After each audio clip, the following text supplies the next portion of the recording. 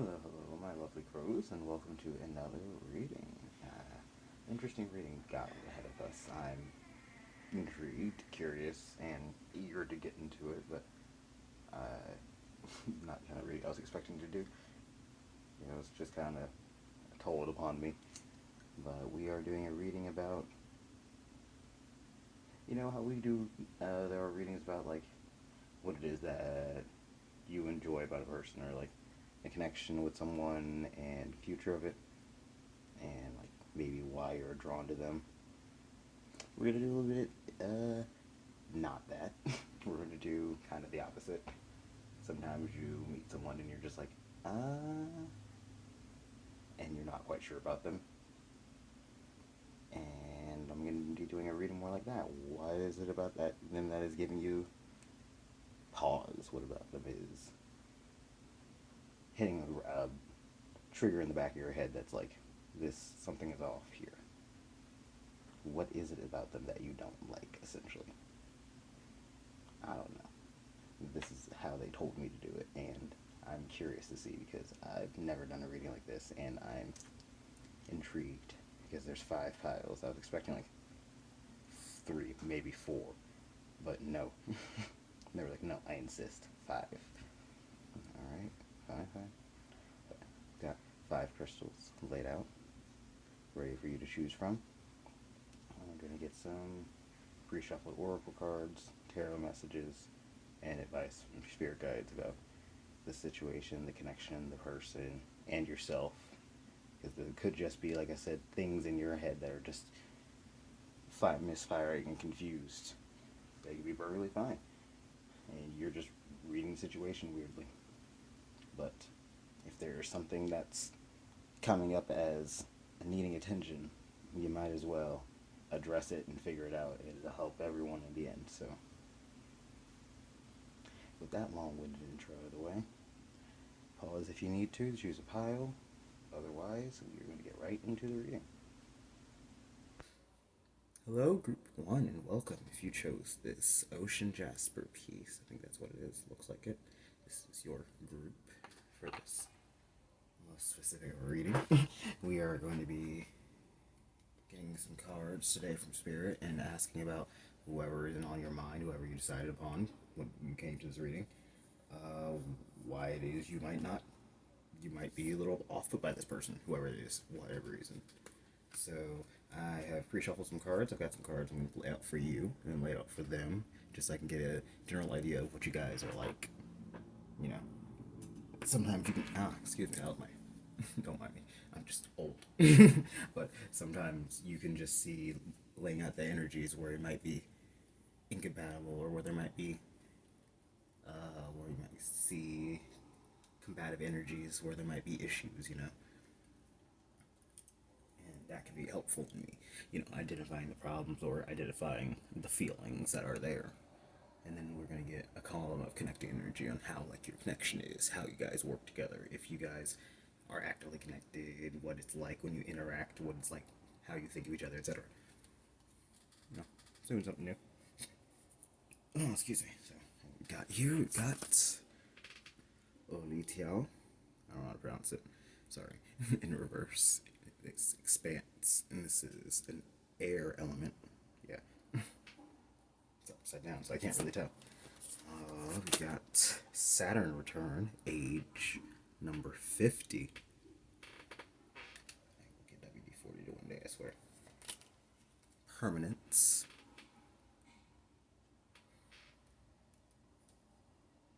And Pluto in reverse with rebirth. Interesting. Yeah. Definitely getting, you are a little bit of a stubborn one, Mr. Grinch. Nothing wrong with being stubborn, but if it's to your detriment, i.e. you're not willing to hear opinions, not willing to hear constructive criticism, and I do mean constructive, not just like egging on you for no reason.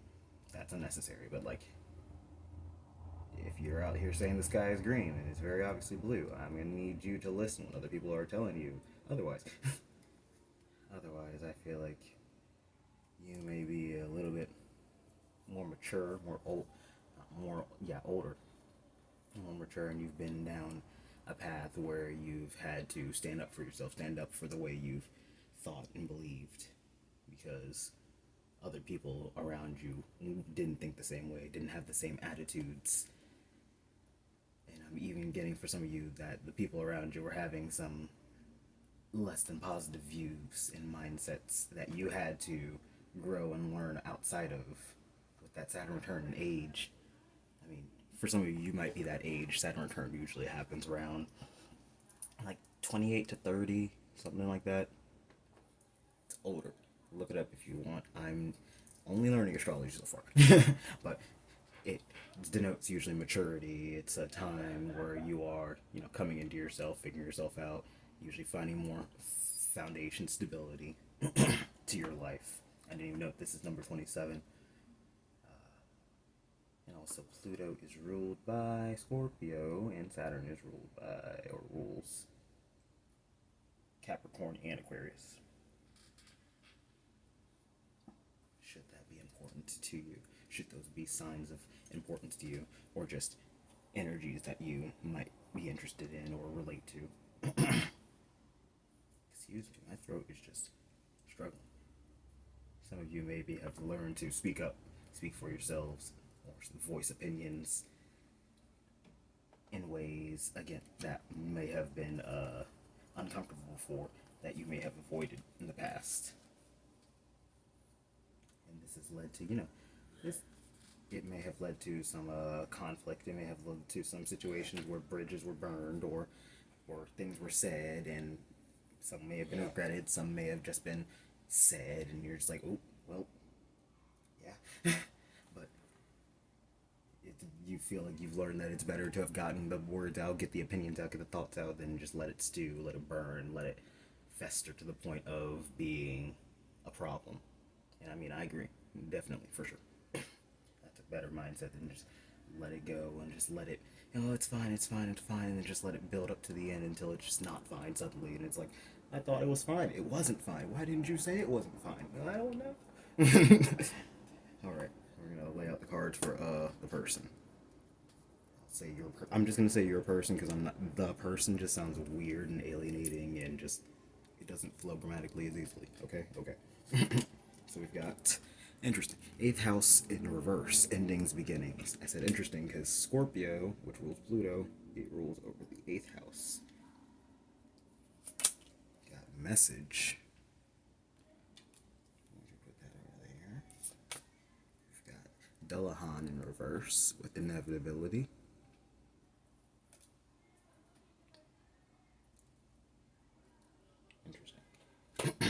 We've got Capricorn in reverse with achieve. Okay, very interesting. I'm interested because it's kind of very mirroring. We've got a note over here in the pen that wrote it. We've got Capricorn, Pluto. I feel like this person might be a reflection of you, but like not a reflection you enjoy. A reflection in which you're like, ugh, I see myself. Maybe like when you see a teenager, like if you're older, if you are a teenager seeing this, shrug, sorry, trust me, you'll understand in a few years. I also thought this way. I was also like, hey, trust me, you'll understand. But when you see a teenager and you're like, ugh, was I that annoying when I was a teenager? Gods, I'm so sorry. How did y'all tolerate me? I feel like that's the kind of energy you get off this person. You're like, oh, this is kind of how I used to be, or this is what I was. I've done this before. I've been here before. I've thought like you before. Yikes. Unfortunate. I'm sorry that you're this way. I wish you well. Get well soon. Quite literally. And I mean that in the most benign, benevolent, and non-aggressive way possible. But like, yeah, I get this person might be, like, if you are stubborn, but like to a good way, this person might be a little bit more stubborn to a fault. With the 8th house endings and beginnings in reverse and the Capricorn reverse. Those are two very stubborn energies right there. Like unwilling to change, unwilling to let go. With inevitability in reverse, Dullahan's, if I'm remembering correctly, and I'm pretty much just using da-da-da-da as a launch pad here, so forgive me.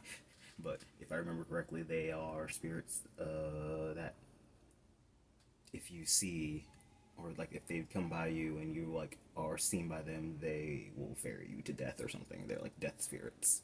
They're essentially grim reapers. So death is inevitable. It's gonna happen. Death, eighth house. We got connections. We love them, but they might be hearing in through one ear out the other. They're talking to a brick wall type energy where they get the message and it's like red, but then nothing comes of it. Like the kind of person who will apologize for the same issue 30 times and then continue doing the same issue 31 times. You're like, okay, I think these are just words to you and they don't mean anything. Can you please put action behind those words? You know, that kind of person.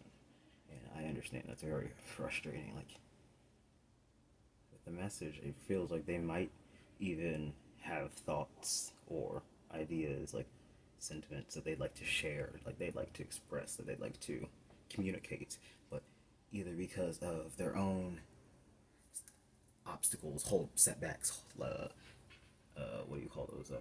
Geez, I cannot remember the word I'm thinking of, but their own blockages essentially are keeping them from being able to express what they want, what they think, what they need, and so it is leading to an ignoring of problems and pushing off of issues, pretty much just letting what I was saying with you, where you've learned to step on a few toes, crack a few eggs, make an omelet, you know, because you'd rather get it out and let it be dealt with than have it continue to grow fungus and be bad.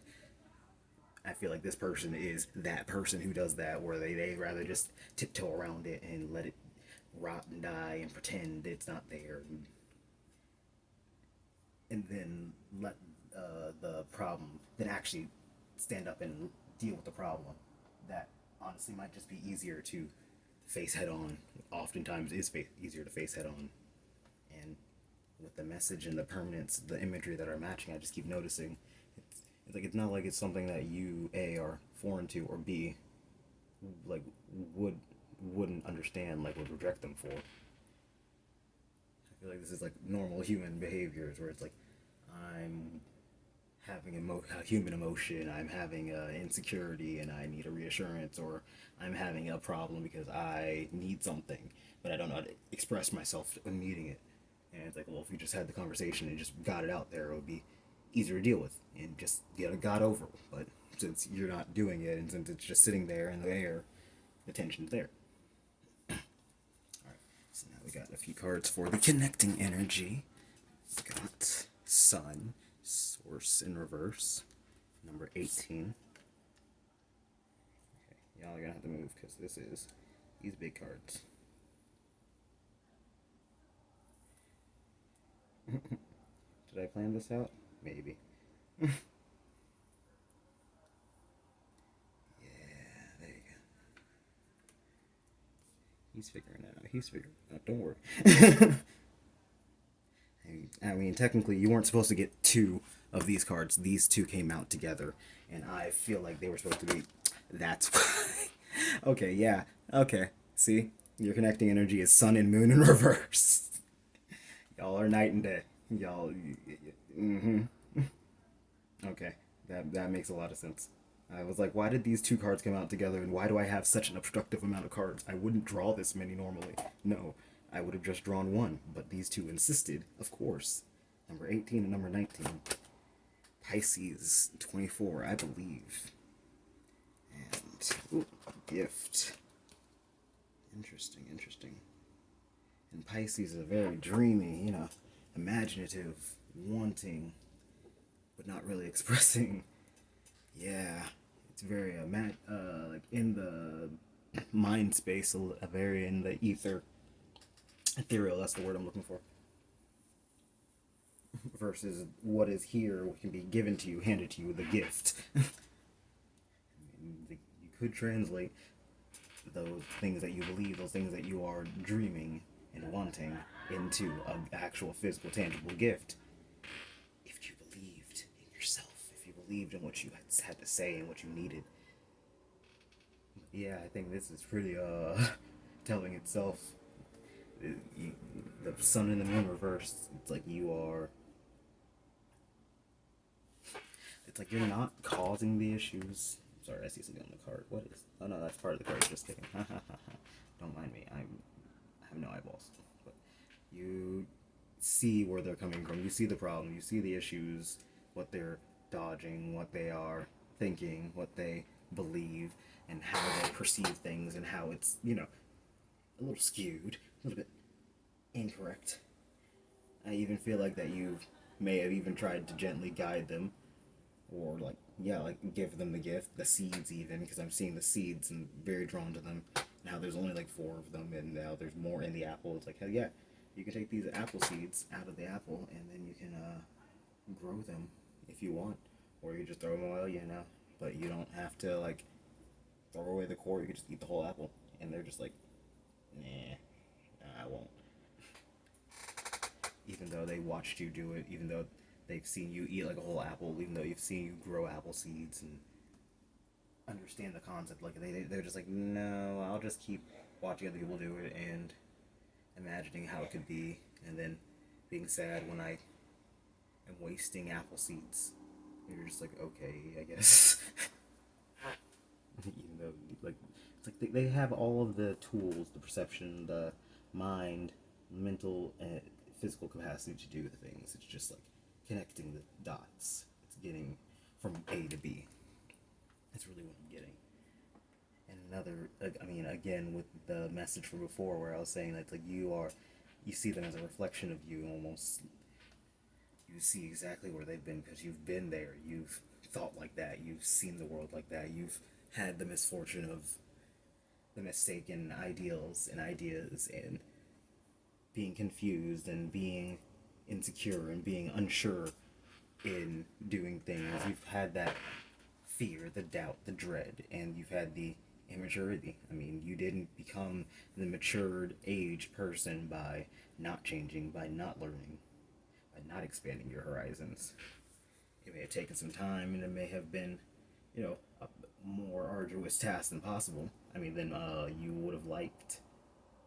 But it was very much something possible. It was something that you got done, and it taught you lessons. It helped you grow. You wouldn't be where you are without the opposition, without the challenge, and that is something you're grateful for, honestly. Like, it could be something that really shaped you.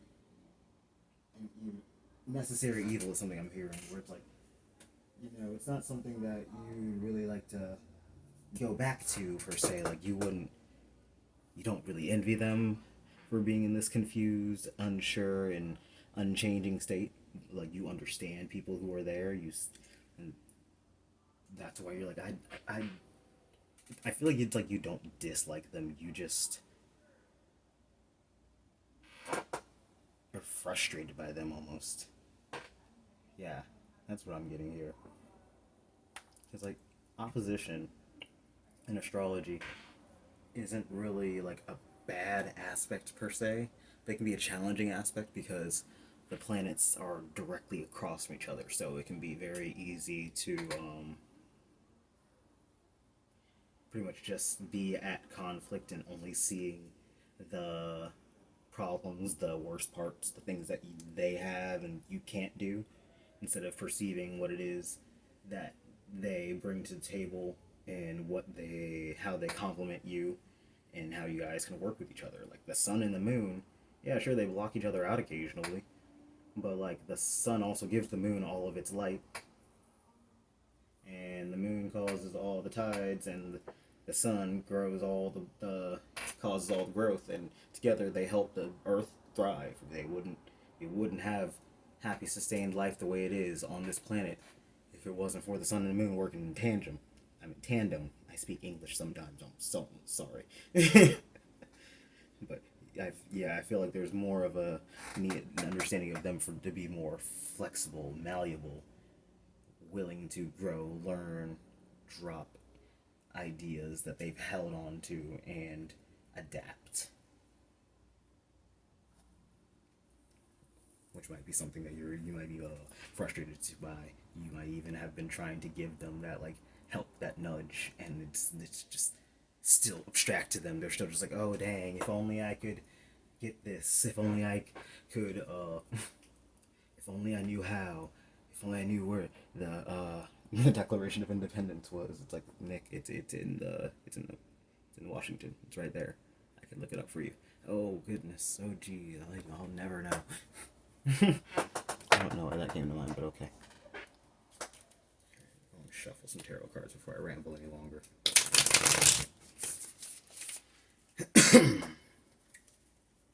Yeah, like I said, that communication issue, my throat just freaking dried up the minute I started recording.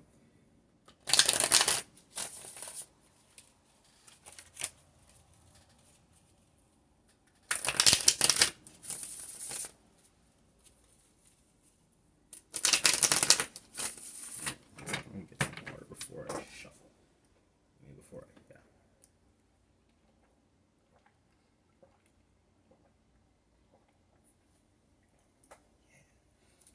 Alright. Group 1 spirit. Why doesn't this person like this?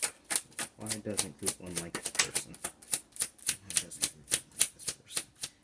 What is it about this person that puts group 1 off? Okay. Not taking all those, spirit. Thank you. What is it about this person that group 1 does not like or put off by spirit? Okay. Alright. 3 of Swords in reverse for our bottom deck for now. Top card to the floor. Let's see. We got the 4 of Swords in reverse. The 8 of Swords in reverse. Got the 5 of Cups. And where did you go? Excuse me. The Page of Pentacles. Yeah, very much. See the excuse me.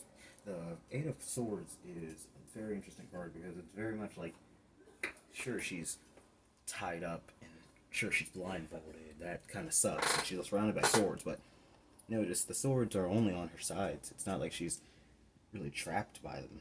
She could really step forward and be safe and fine, even if she's blindfolded. And then she could go find help to get the blindfold off. There are solutions to her problems. It's not really like a big puzzle, a big secret, big mind game, but she's got herself stuck there, and she'll be stuck there as long as she wants to be. I feel like that's very much how you see this person. Like, they're in unrest. They got all this potential, all these ideas, ability. They could be a very like smart person, like book smart, logical, well educated. They could even like competent. I'm not saying them like they're like not smart or immature or something, but like I feel like they are the kind of person they could have a whole day full of good news and good things and good events, and then one thing will go wrong in their day, or one misdeed or misstep will happen, and that'll be the one thing they focus on for the rest of their day, and they'll let color their day, and that'll be the only thing on their mind, and they can't deal with or think of anything except for how this one person cut them off in traffic and went so slow for the next 3 miles. God, how could they be so stupid and annoying? How could they not know that you were in a rush to get somewhere and I'm late to work? How dare they? Meanwhile, the rest of your day was fucking fantastic, flawless. You got off early, you got a raise, you had a nice date, everything was great and fantastic, but there's this hyper focus on the bad, like this restlessness in your mind, like an instability, which is holding you back from all this opportunity. The page is just a sapling of an idea, like a baby tree. It can very easily get neglected or killed. I'm thinking of, jeez, okay. If you play Animal Crossing, you know how if you plant a tree, it'll be a sapling. It's little, it's cute. But if you plant it in the wrong place and you come back tomorrow, that thing will be dead. Like, it was an opportunity. Yeah, it could have grown into a great tree, but you didn't give it the right terrain. You didn't give it the right spacing. You didn't give it the right circumstances for it to thrive. You smothered it. You snuffed it out. And that's how it is here. Like, this person has all of this opportunity, all of these ideas, all this ability at their fingertips. potential at their disposal, and instead of focusing on that, they'd rather dwell and look at all of this, the misery, the confusion, the strife, the what they can't do, and how it's affecting them, and how they wish that things would go better. I'm getting a very woe is me, like self-pitying vibe, which not fun to understand.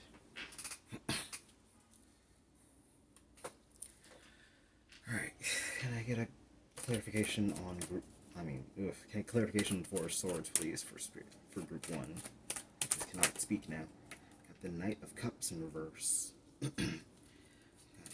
Clarification on the 8 of Swords, please. Thank you, goodness, goodbye. Where did it go? 11 of my cards just vanished into the ether.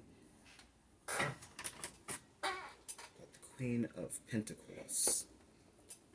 Yeah, clarify the 5 of Cups for me, please. Alright, thank you. Got the Fool in reverse. Clarify the Page of Pentacles for me, please. Thank you. Got the 4 of Wands in reverse. Very interesting. I keep being distracted by this fly. And I know it's minor. This very much feels like them. Also got the 2 of Cups. It just flipped over, but I'm not going to take it. The Ace of Swords in reverse is our bottom deck. Definitely feel like that flies at somebody that's reading. It's like I've noticed it, and I've been ignoring it because it's just there. I mean, it's not hurting me. I would like it to piss off, but you know, we can't get what we want. And I feel like that would be the thing that would like drive them to stop this. If they were a reader, they would stop this whole reading and tear the room apart until they got that fly. And if they couldn't get the fly, they would stop the reading for the whole day and not get back to it and feel like the day was ruined and unable to focus anymore.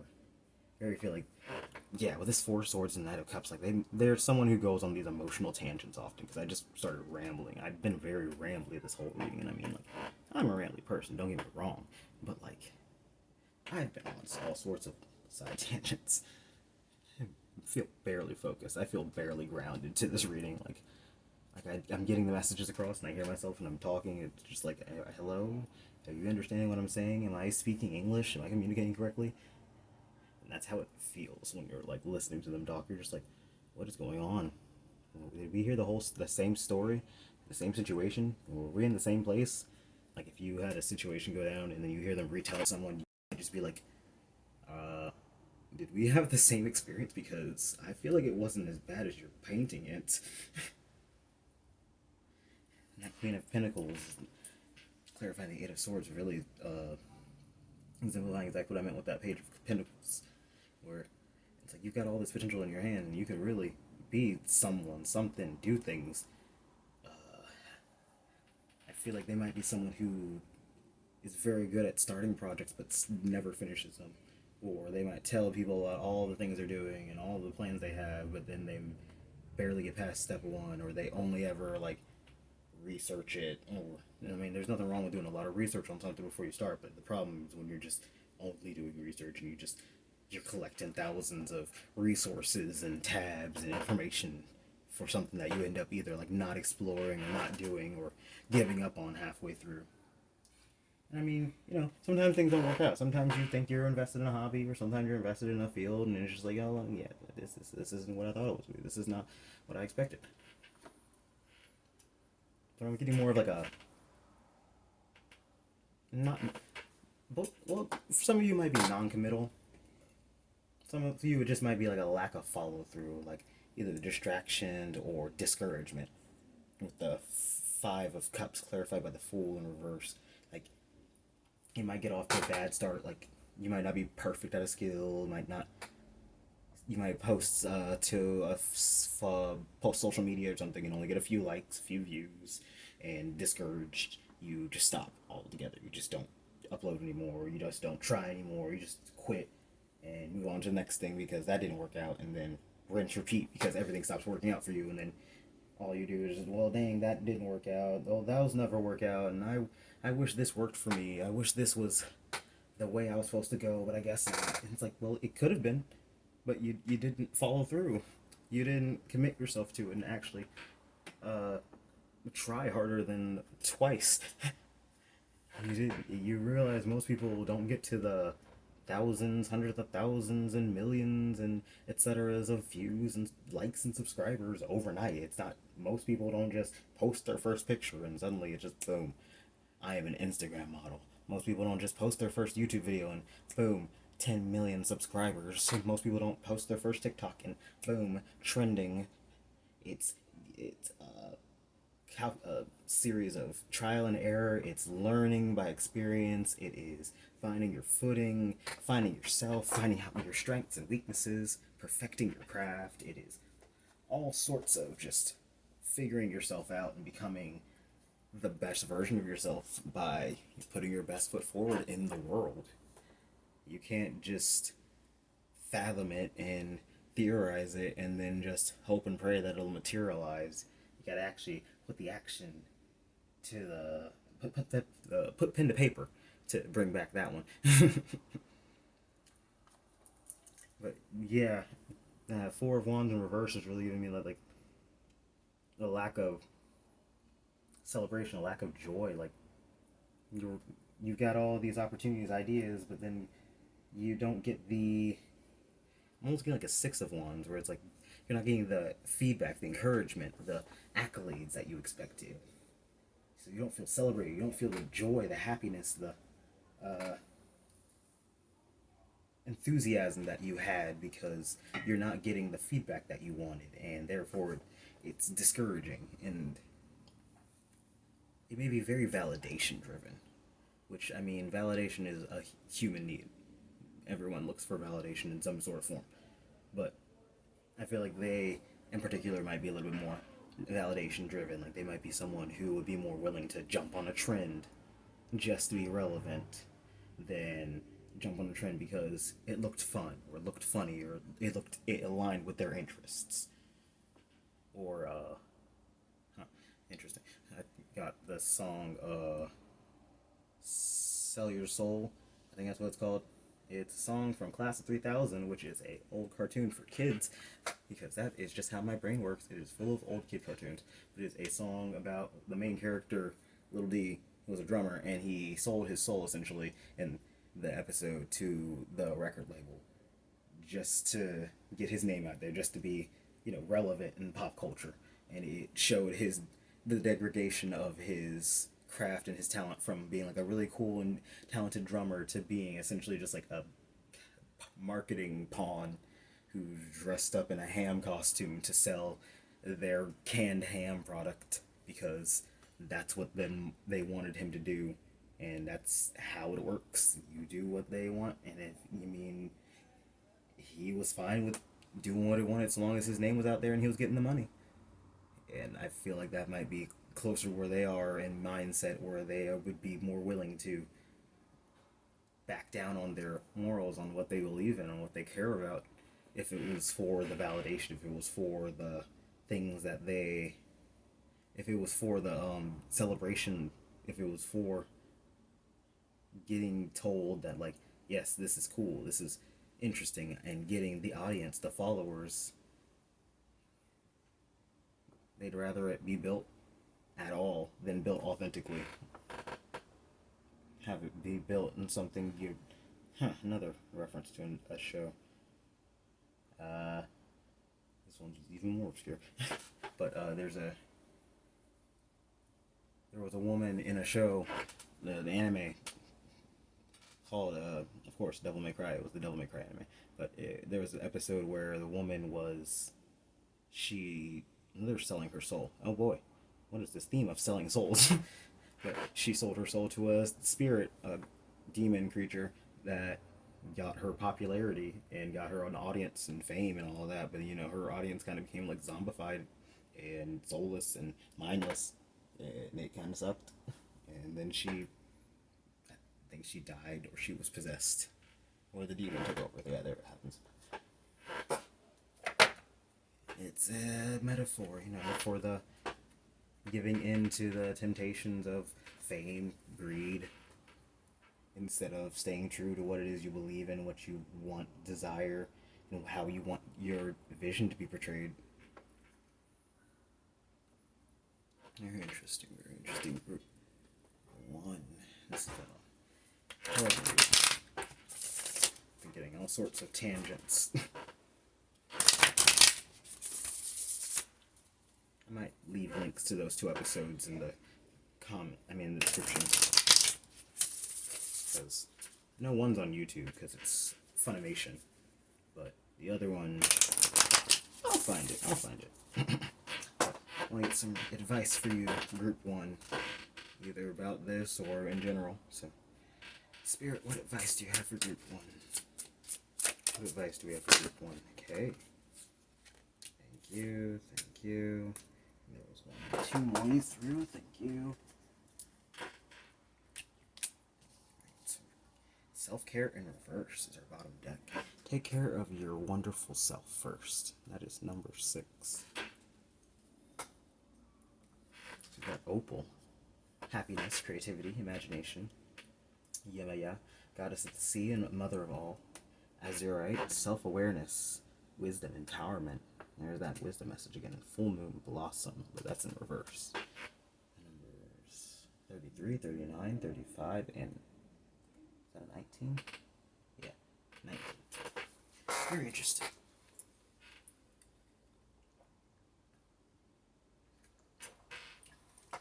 I've been describing this person this whole time, and you may have been hearing yourself, echoes of yourself, whether in the past or even habits that you're still shaking, letting go of. And again, I wanted to remind you that,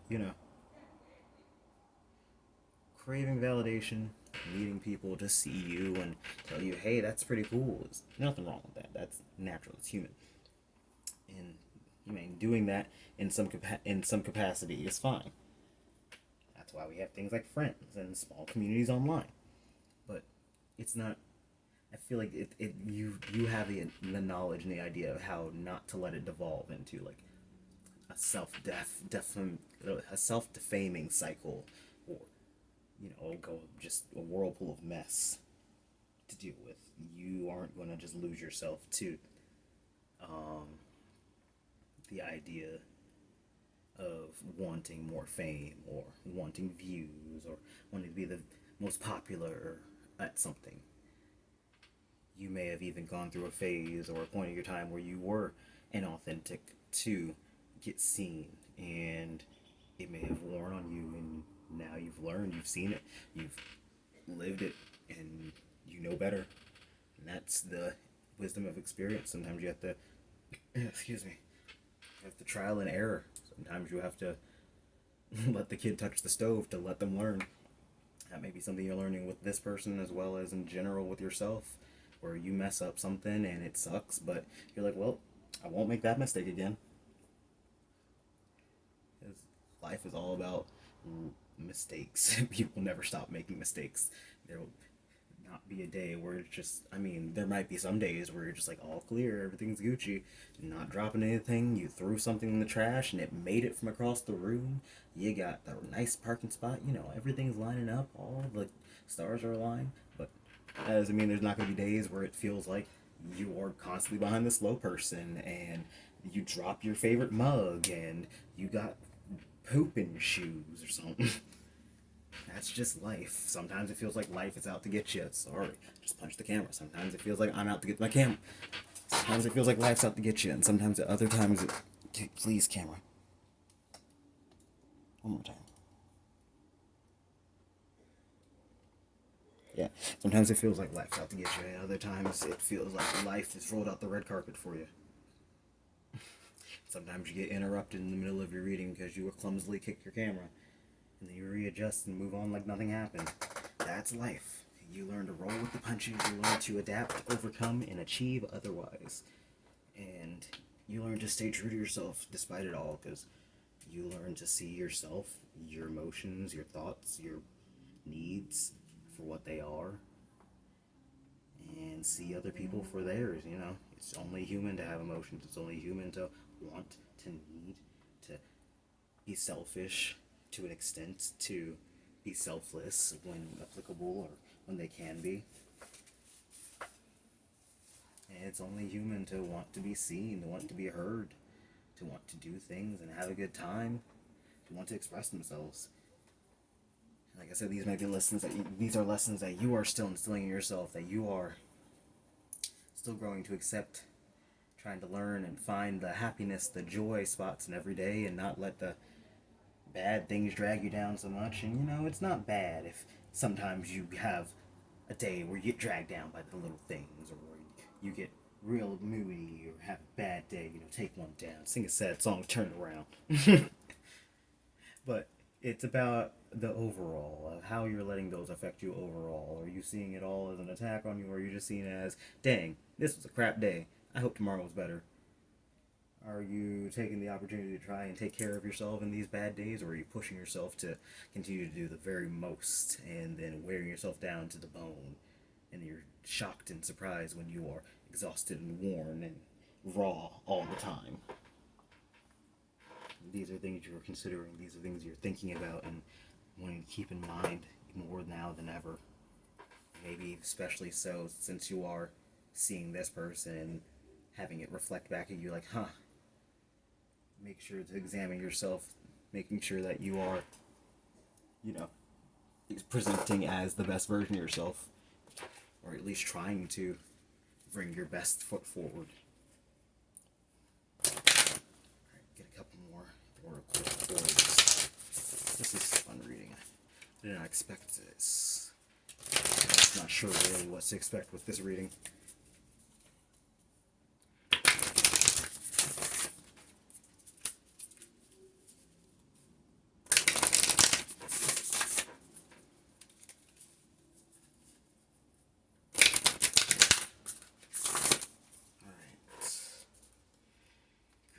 Spirit, can I get some last advice for group 1? Last advice, excuse me. Last advice for group 1, please. Last advice for group 1. Alright, I did not mean to take that one, but sure. Excuse you. You want one more card? You want one more card. There it is. Which way do you want it to fall? Okay, back on the floor, that's how. Alright, thank you. Oh, I think we got 2 Aquarius moons. Our bottom deck is last quarter moon in Capricorn, reversed, leave the past behind. Don't forget where you came from. I heard that, and then I just immediately after heard, Simba, remember who you are. But we got lots of air. We have first quarter moon in Aquarius reverse, trust the universe. Last quarter moon in Aquarius, reflect on your priorities. We've got last quarter moon in Cancer, take a breather. There's that 4 of Swords, take a breather, take a rest. Pause, reflect, just actually evaluate how you're feeling instead of just going off of fumes and feelings. And then full moon Gemini reverse. Embrace the flow of life. This is very much echoing what I said before. Or you may have struggled or are still struggling with, rolling with the punches, accepting that sometimes life sucks and other times life rocks. A lot of you even, since you're here on tarot videos, you're probably delving into your spirituality and struggling to trust that, oh, sorry, my chair sucks. Trust that the universe has got your back. Trust that if you're manifesting, that it's coming to you. If you are creating something, and like I mentioned, you might have small followings on like social media or on your projects. You might not get all the views or all the sales that you want, and you might be struggling to be like, ugh, okay, I believe in this and I want this and I know this is for me, but like, God, can I get a little bit of traction, please? Can I please just get a waffle? But this is Spirit reminding you that, look, we're not ignoring you. You're always in our heart and our mind. We see you. We see what you're doing down there. We see you, the funky little dudes. And they see you doing the best. They see you trying to work with what you got. And they are encouraging you to continue that, to continue flowing with the energies, continue flowing with your ideas, your needs, your emotions, with the tide. If something comes and goes in your life, like if you don't have all the energy or focus on one specific thing, then, live and let live. Don't force yourself to make something happen. Step away from it and know that it'll be there when you get back. Take a breath, take a break, take a step back, maybe reevaluate. Not meaning to rhyme, and just remember just to touch base with yourself. Always make life is a bunch of cycles. Like with the first and last quarter moon in Aquarius, it very much feels like a bunch of cycles. Also, first, last, first, full, last. So that's 2 cycles. Life comes in cycles. It'll come in waves. It'll be an up, and it'll be a down. It might be more intense sometimes. It might be less intense other times. But you are learning to recognize the signs, recognize yourself, your emotions, your needs.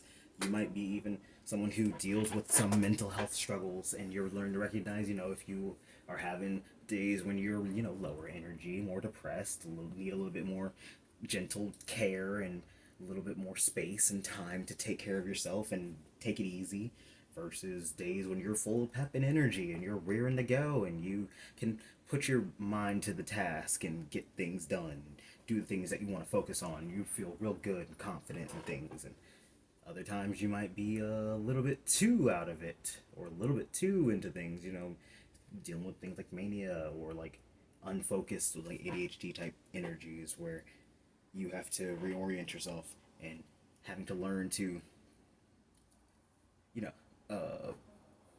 work with yourself on those days is what I'm trying to say. Like where learning to work with yourself and learning to hold space for and hold backup plans for yourself, like an A plot and then a B plot for if this were to happen, and a backup plot for the B plot. You got a C plot, a D plot. You gotta have priorities. You gotta have rules for yourself. You gotta have routines for yourself where you're figuring out these things, your patterns, things that work best for you, the things that help you feel fulfilled and okay, and help you feel stable, help you feel comfortable, really, like in a flow with yourself and the universe. And those are very important things to keep your vision clear, to keep your mind on the things that are important, to keep your mind from just going haywire and only doubling, tripling down on the things that you can't fix, the things that you aren't able to address immediately, things that will inevitably sometimes go wrong because you can't control humans and you can't control the weather and you can't control every situation, and you can only manifest technically to such an extent.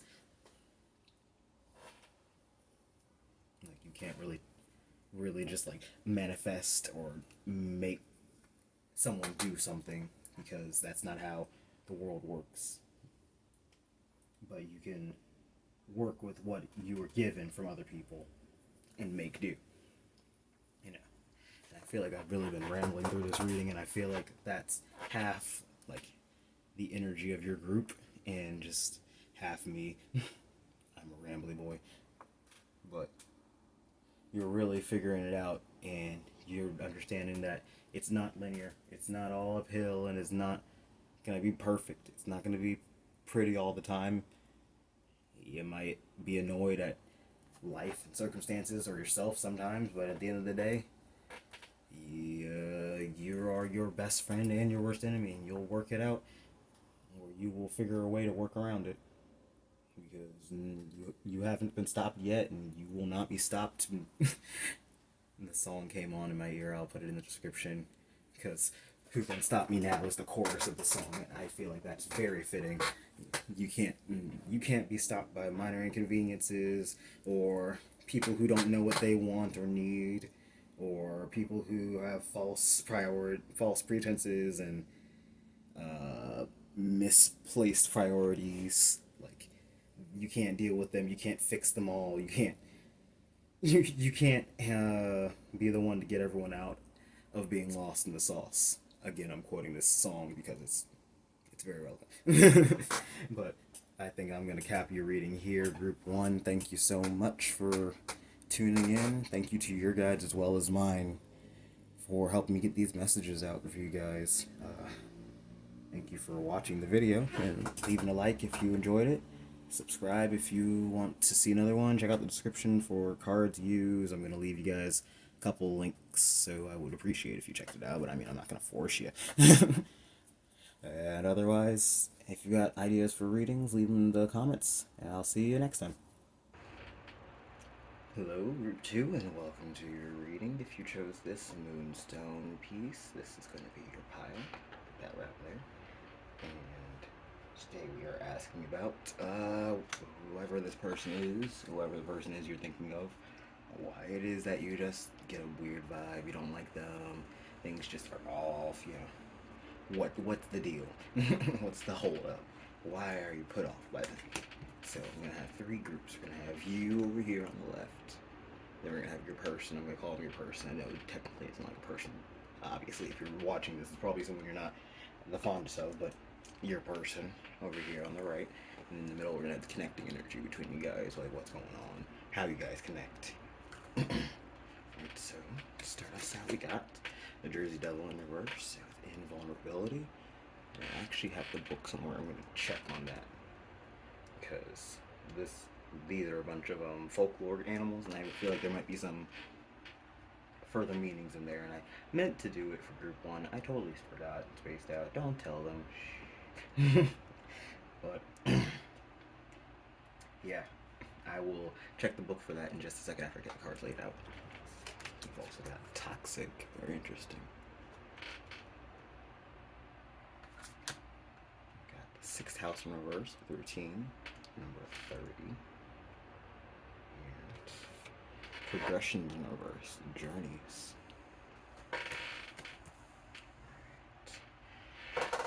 Alright. Oh, you squeaky chair.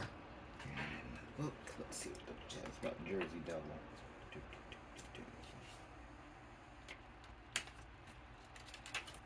Yeah, I know the alphabet. Yeah. Okay, so it is a cryptid. It is positively themed, and the element is air. And the book says the Jersey Devil is from the Pine Barrens of southern New Jersey. He was the 13th child of Jane Leeds and changed into the hooved winged creature after it was born. It emits an unearthly shriek and is said to be impossible to kill. Very interesting. Not sure if that's relevant to you. Maybe you live in New Jersey, been there, it's important to you, etc. No idea if that strikes a chord with you at all. But otherwise, I feel like you've definitely come a ways from where you were.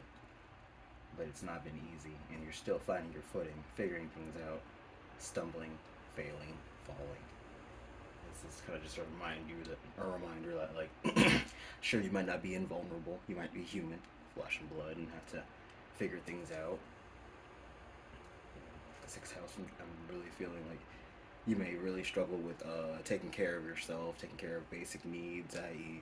food, sleeping regularly, self-care, which can just be like brushing teeth and showering, making sure you got all of the toiletries and needs that you have, or just making sure that you have time in your day-to-day to relax for yourself so that you're not just completely wound up in stress all the time. Because if you are completely just full of stress and taking in all of this anxiety and responsibility and burden all the time, then you're going to also start putting that energy out, whether intentionally or not. You're going to start reflecting that into the people you care about or into situations that are completely unrelated. And above all, it's going to start holding you back, because if you're constantly stuck in exhaustion, stuck in malnourishment, stuck in strife and struggle and unhealthy situations, then you're going to start wearing yourself down. Like, you might not be invulnerable, and you might be able to run on fumes sometimes and to an extent, but you can only do it so much, and it takes out of you. And I'm hearing a lot of you might have, like when you were younger, perhaps, you may have been able to just skirt by on the bare minimum, or doing terrible things to your body, whether that's substances or, like I said, not eating right. Like, for example, you may have been able to get by eating nothing but fast food all the time in your youth and had no effect, but now 5, 10 years down the road, you try to do the same thing, and now you are agonized in the stomach and unable to sleep and bent out of shape, and you're like, dang, what happened to the days? that's just that's just the progression of time, the progression of time. That's just aging. That's just your body adapting and growing. It is slowing down, so certain things are going to be a little harder. You have to actually work through the issues, and that applies to both yourself, your personal health, and in life. If you are in a situation that maybe before you were able to tough it out and be like, whatever, I can deal with this is fine. And you notice after a while that it's starting to wear on you more, you get more short tempered and less tolerant of the situation. It's not that you. It's not that it was fine before. It's just that you're realizing your limits and you're coming up to the situation as it truly is affecting you and for what it actually is, and able to actually process it objectively and see, this might not be great for me, this might not be serving me, this might need a change and be addressed, as much as it sucks. Alright, now let's get some cards laid out for the other person. Got root slang, cruelty. Interesting. It's an elephant snake, is what it looks like. Luck. A rabbit foot, is what it looks like. That air element, communicating. Number 39. And fifth house, passion. Alright, hold on. I want to get the info on this root slang character before I start. Also interesting that they got the air element, and air is the Jersey Devils ruler. Meanwhile, theirs I think is an earth element, which is the exact opposite. Booklet. I should have just kept it in my lap, you know. Oh, excuse me. Oh, okay, air just coming out of all orifices. Yep, there it is. Yep, you've got a cryptid. Root slang is it is negative, not positive. And the element is earth, like I said. And it says the root slang is said to be an ancient creature as old as the world, made by mistake before the gods were experienced with creating creatures. Once the gods realized their error, sorry, I'm failing at reading today. Once the gods realized their error, they split the Groot slang into separate creatures and created elephants and snakes. But one of the original Groot slang escaped and sired others. It made more of itself. It is said to live deep in a cave in South Africa, which connects to the sea and is filled with diamonds. The Groot slang is said to be impossibly strong, smart, and cunning, with a taste for cruelty that can be overcome by appealing to the creature's greed. Interesting.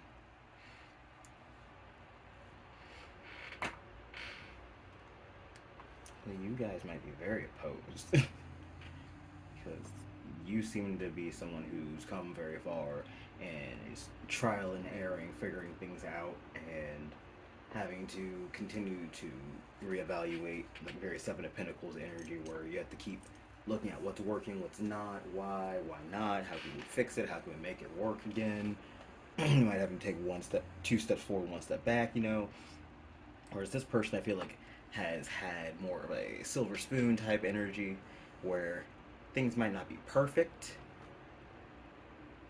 because like the book said, root slangs were mistakes, so they feel like there might be some resentment, ire, like they might not have had a perfect life, they might not have just been like the lap of luxury, but they might have been a little bit more financially stable growing up. They might have had better things, better resources and accommodations. They might have been just taken care of and treated better than the average person. They had just better opportunities for them.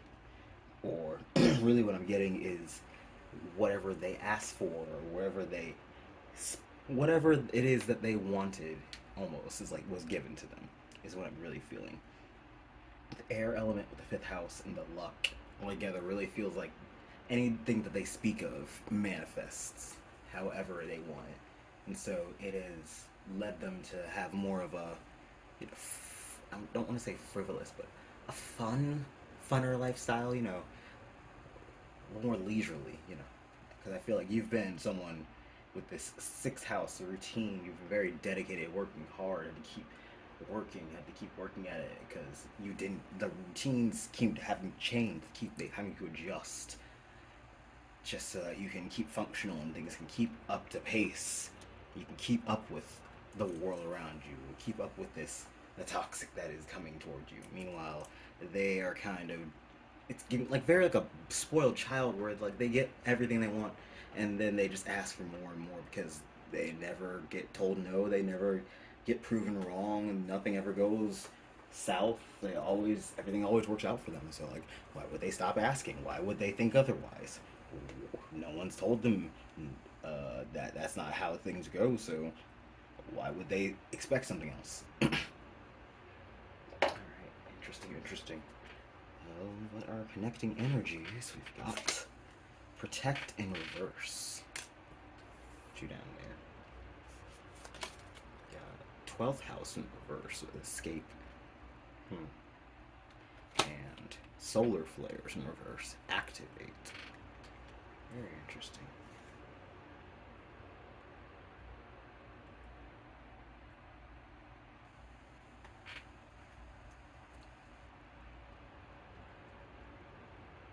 I'm gonna move y'all up here actually.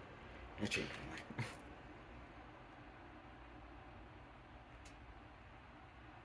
Yeah, that's better.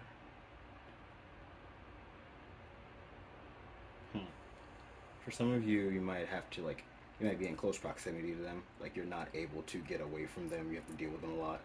Like you might be coworkers, or you might be like roommates or neighbors.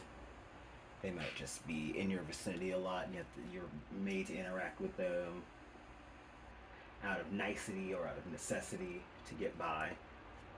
But it's something you don't enjoy, anticipate. You try to avoid if you can. But I feel like you have to confront it. It's something that it's not like if you were to say sour the relationship that it would have super duper like negative consequences, but I feel like being at least accommodating, like acquaintance, cordial, would just work better, would be healthier and easier for you guys in your situation, however it is. With that being said, I don't feel like there's a whole lot of interest, if not like mutual interest and like interest on your side. No one's actively pursuing or like moving forward, trying to make like advances, make connections, be social, be friendly, be accommodating for some of you. I feel like even you might have tried to accommodate them, just work around them and be like, yeah, this is just them, this is just how they work. But then you give them an inch and they take a mile, and it's getting harder for you to just justify their behavior, and the cons are starting to outweigh the pros in a lot of situations, and so now you're withdrawing because it's and the sixth house is right across the 12th house. Very interesting. It's like it's not worth it to throw your whole self off the way you already work, the way that things already are. Kind of stop, and touch and go, and you're already trying to figure things out as it is. So there's no need to run yourself thinner trying to figure out how to either A, make things work with you them, or B, make them see the error of their ways. I'm really feeling this might be a relationship where that's like there's not really a high investment, like a high God, what am I trying to say? Hold on a second. Like if this relationship doesn't work out, there's not really any big loss or strife that would come. It might just be like a little awkward, or they're they give the energy, the other person gives the energy that they might be the kind of pettyish person who might gossip or rumor if they don't get their way, or try and get people in on gossip and rumor, get them to like talk about you. Like, yeah, well, I heard that you like, or I heard that group two is such and such and does such and such. They might be that kind of person, but like, if you don't care about gossip and stuff, and frankly, if people around them don't care either, then yeah, it's just no one cares. It's just going on a brick wall. Interesting, interesting, interesting. Let's get some tarot cards for you, group 2.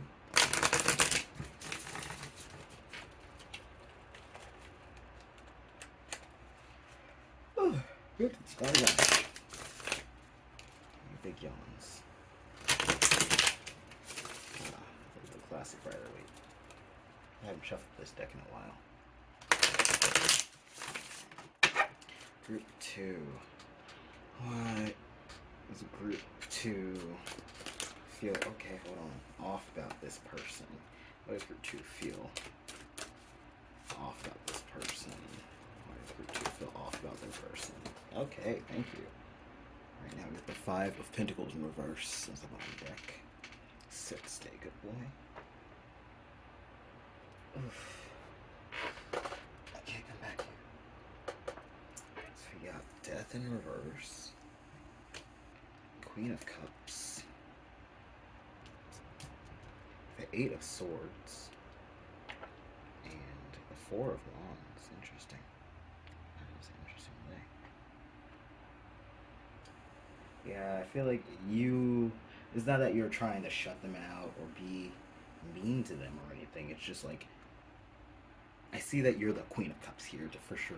You're caring, you're accommodating, you are empathetic. You try to look out for the best in people and really like work with them, work with their needs, be friendly to new people and be welcoming. But you're also not someone who is gonna hold people's hands and walk them through life and be their therapist or anything. And I see that this person with the 8 of Swords and the Death card reversed, like whether they are actually like self-aware and willing to have their mind change in certain areas, or if they are just very stubborn, unwilling to listen, unwilling to change their ways, unwilling to get out of their head. They might be very self-pitying. I said they were bratty, and that also kind of lends towards self-pitying because you want everyone to feel bad for you and sympathize for you, and oh dang, it's so hard to be you, other person. I want to take care of you because you're just struggling so bad. But like I said before, it feels like they didn't struggle that bad.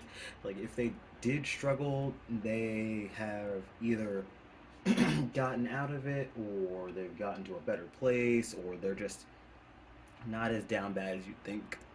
You know, like the kind of people who are like, oh man, I just spent 2 grand shopping online. Oh goodness, that was my whole shopping budget for the week. And you're like, $2,000 just dropped on the dime for something random? Bro, I can't think about dropping $200 on a whim. What are you talking about? Get better spending habits. But then they always want you to pity them because I'm terrible at spending money and that should be your problem now. Take my credit card from me. Teach me how to pay bills correctly. And then you give them all this advice and attention, and then they turn around and do the exact same thing again. And you're like, look, I'm not going to continue sitting here and watching you throw a pity party for yourself when you continue to repeat the same mistakes knowingly, willingly, and unabashedly. I get wanting to have fun and take care of yourself and do good by yourself, but you can also do that in more responsible ways that doesn't uh, destroy your life, that doesn't interfere with life, that's not just a whole hassle and struggle and doesn't cause more problems than it solves. Because if self-care or being happy with that 4 of Wands, we have being happy and having things to celebrate and be enjoy about, requires you to struggle all the rest of the time, then is it really worth it? And if that struggle especially is not even a real struggle, if you're pretty much making the struggle just so you can cry about the struggle later, just so people will lift you up so you can celebrate that what is that? That's unhealthy. That's a cycle of toxicity. And look, toxic. I feel like you've dealt with these kind of people. You've been through these situations, either you personally or you've seen it play out several times before, and you're tired, man. You don't really want to deal with this kind of woe is me, pity me while I continue to make mistakes brazenly kind of energy anymore. You're very over it. Alright, interesting. I'm tired for group 2. Okay, my crystal just threw itself on the floor somewhere. That's nice. But, yeah, clarify the death card for you, please, Spirit. Okay. I got that Ace of Wands. Oh, yeah. Absolutely. Clarify the Queen of Cups for me, please, Spirit. Okay. You want both? We got it. Yeah, we got the Page of Pentacles and the Eight of Cups in reverse, clarifying the Queen of Cups. And clarify the Eight of Swords for me, please. Thank you. What did just kicking that freaking camera over, why don't I? Got the Six of Swords in reverse, very interesting. And clarify the Four of Wands for me, please. Ooh, Seven of Cups in reverse, thank you. And our bottom deck is the Three of Wands, very interesting. Absolutely. They've got all the tools they need, the ability, the idea, the spark. With that Fifth House Passion card, I really feel like if they put their mind to things, if they really buckled down and got to it, if they got their head out of their ass is really what I'm hearing. But if they really stopped ignoring all the signs in front of them, especially with that Page of Pentacles and the Eight of Cups in reverse, like they really have all this potential. These got the pentacle. It's like the seed and the Ace of Pentacles. It's something that can happen. And it's something that can bloom into a big, opportunity. This air just suddenly gets stuck in me. But that requires you to be willing to take chances, to step out of your comfort zone and go the distance. Go on, commit yourself to this journey, to this growth, to this introspection. That Eight of Cups card is all about a journey, exploration of yourself, leaving behind things that don't serve, leaving behind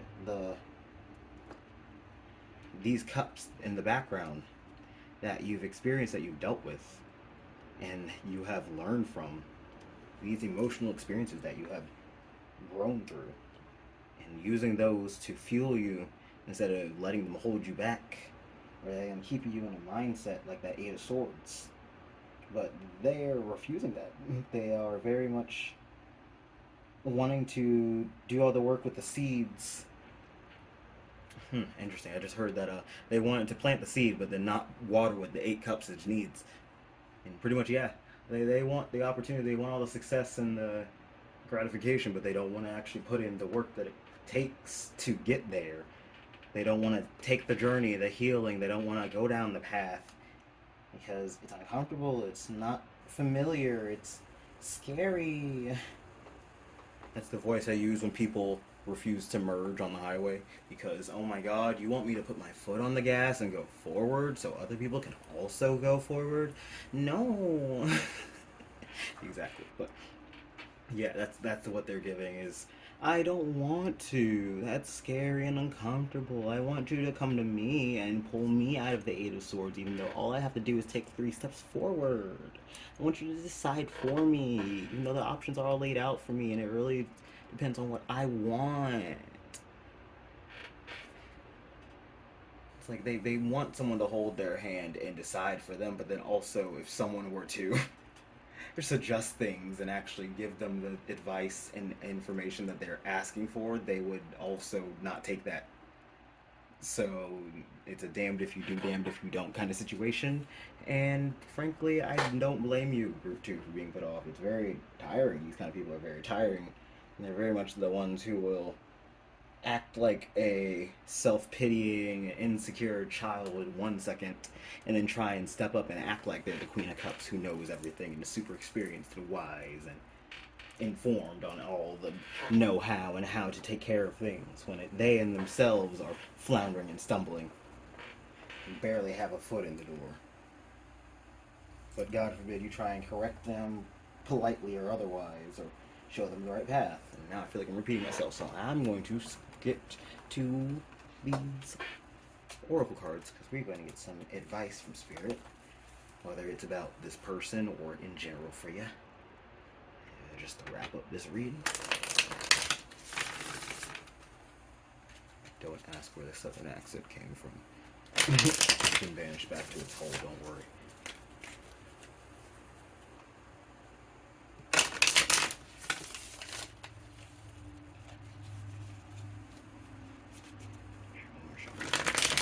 I love how this deck shuffles. Alright, Spirit, can I get some advice for group 2, please? That was fast. Got New Moon, New Beginnings in reverse. New Moon was just yesterday, yeah. I just got back into town actually yesterday on the New Moon. I love that for me. Advice for group 2. Thank you. Manifestation, create the life you want. That ties into what I was saying earlier about them, how it seems like whatever they ask for, it appears and they manifest it. You can do that too. We've got Spider Woman, she who creates from a central source. Can you get one more card, please? Thank you. Isis in reverse, goddess of love and magic. And we got Saraswati as our bottom deck, goddess of art, music, knowledge, and eloquence. Alright, interesting, because I was mentioning her. I was mentioning how the other person might have a lot of opportunity to, like, just a lot of money, a lot of more opportunity to get what they wanted fulfilled and done. So it's just easier for them to, and they might not empathize with people who maybe didn't have the right accommodations, or maybe didn't have the right tools, or couldn't afford certain things because of it's expensive, or it was out of their way, it was far because of transportation, and how that might have made them kind of tone deaf on how it might have been harder for other people to start things and get to where they are. And I would definitely hear that here with the echoes of their cards and this advice. That might also be part of the reason that you're kind of put off by them, because it's like, well, you got it easy and you're still mid, or you're still barely doing anything with it. You got all this opportunity here and you're just turning your back on it. What are you doing? Don't do that. You're not them. Don't even worry about it, because you see this. Also, 1551 I just noticed, so those might be numbers you're seeing as angel numbers, or just repeating numbers. These might just be numbers that are very significant to you. But otherwise, what I'm getting is that this is, they and no one else is holding that back, holding you back from what you need or want to do. You have all the tools, all the ability that you need to make what you want to happen. Sure, it might not materialize immediately. You might not be able to, like, snap your fingers immediately, have like a state-of-the-art studio, or state-of-the-art the instrument that you really want, or like the success or whatever that you were looking for. But the whole point is, with that Three of Wands, is that's the future. That's something you can create. That's what you're getting towards. Like, you are putting the moves into action. Past, like, sure, having a leg up is great and all, no to your shade. Like, people who are figure skaters from childhood might be, pretty well primed to be Olympic athletes. But if you put in the work, the effort, you're dedicated, and that's what you want, that's what you're passionate about, it doesn't matter how old you were, you can, asterisk, of course, there's probably a couple of restrictions, but hypothetically speaking, if there's something you want and you can get a plan towards it, you can put it into action. If there's something you want and you're dedicated towards it, then pretty much the only thing stopping you from achieving it is you. Speak it into action. Think it into action. Think of yourself as the cool figure skater that you want to be, or the awesome artist, animator person that you want to be, or the successful business person that you want to be, because that's who you are. That's what you have the potential to be and have the ability to create by yourself. And it doesn't matter when you create it, as long as you actually create it, you put the work into creating it, you make it happen, because you will have the magic, you have the ability.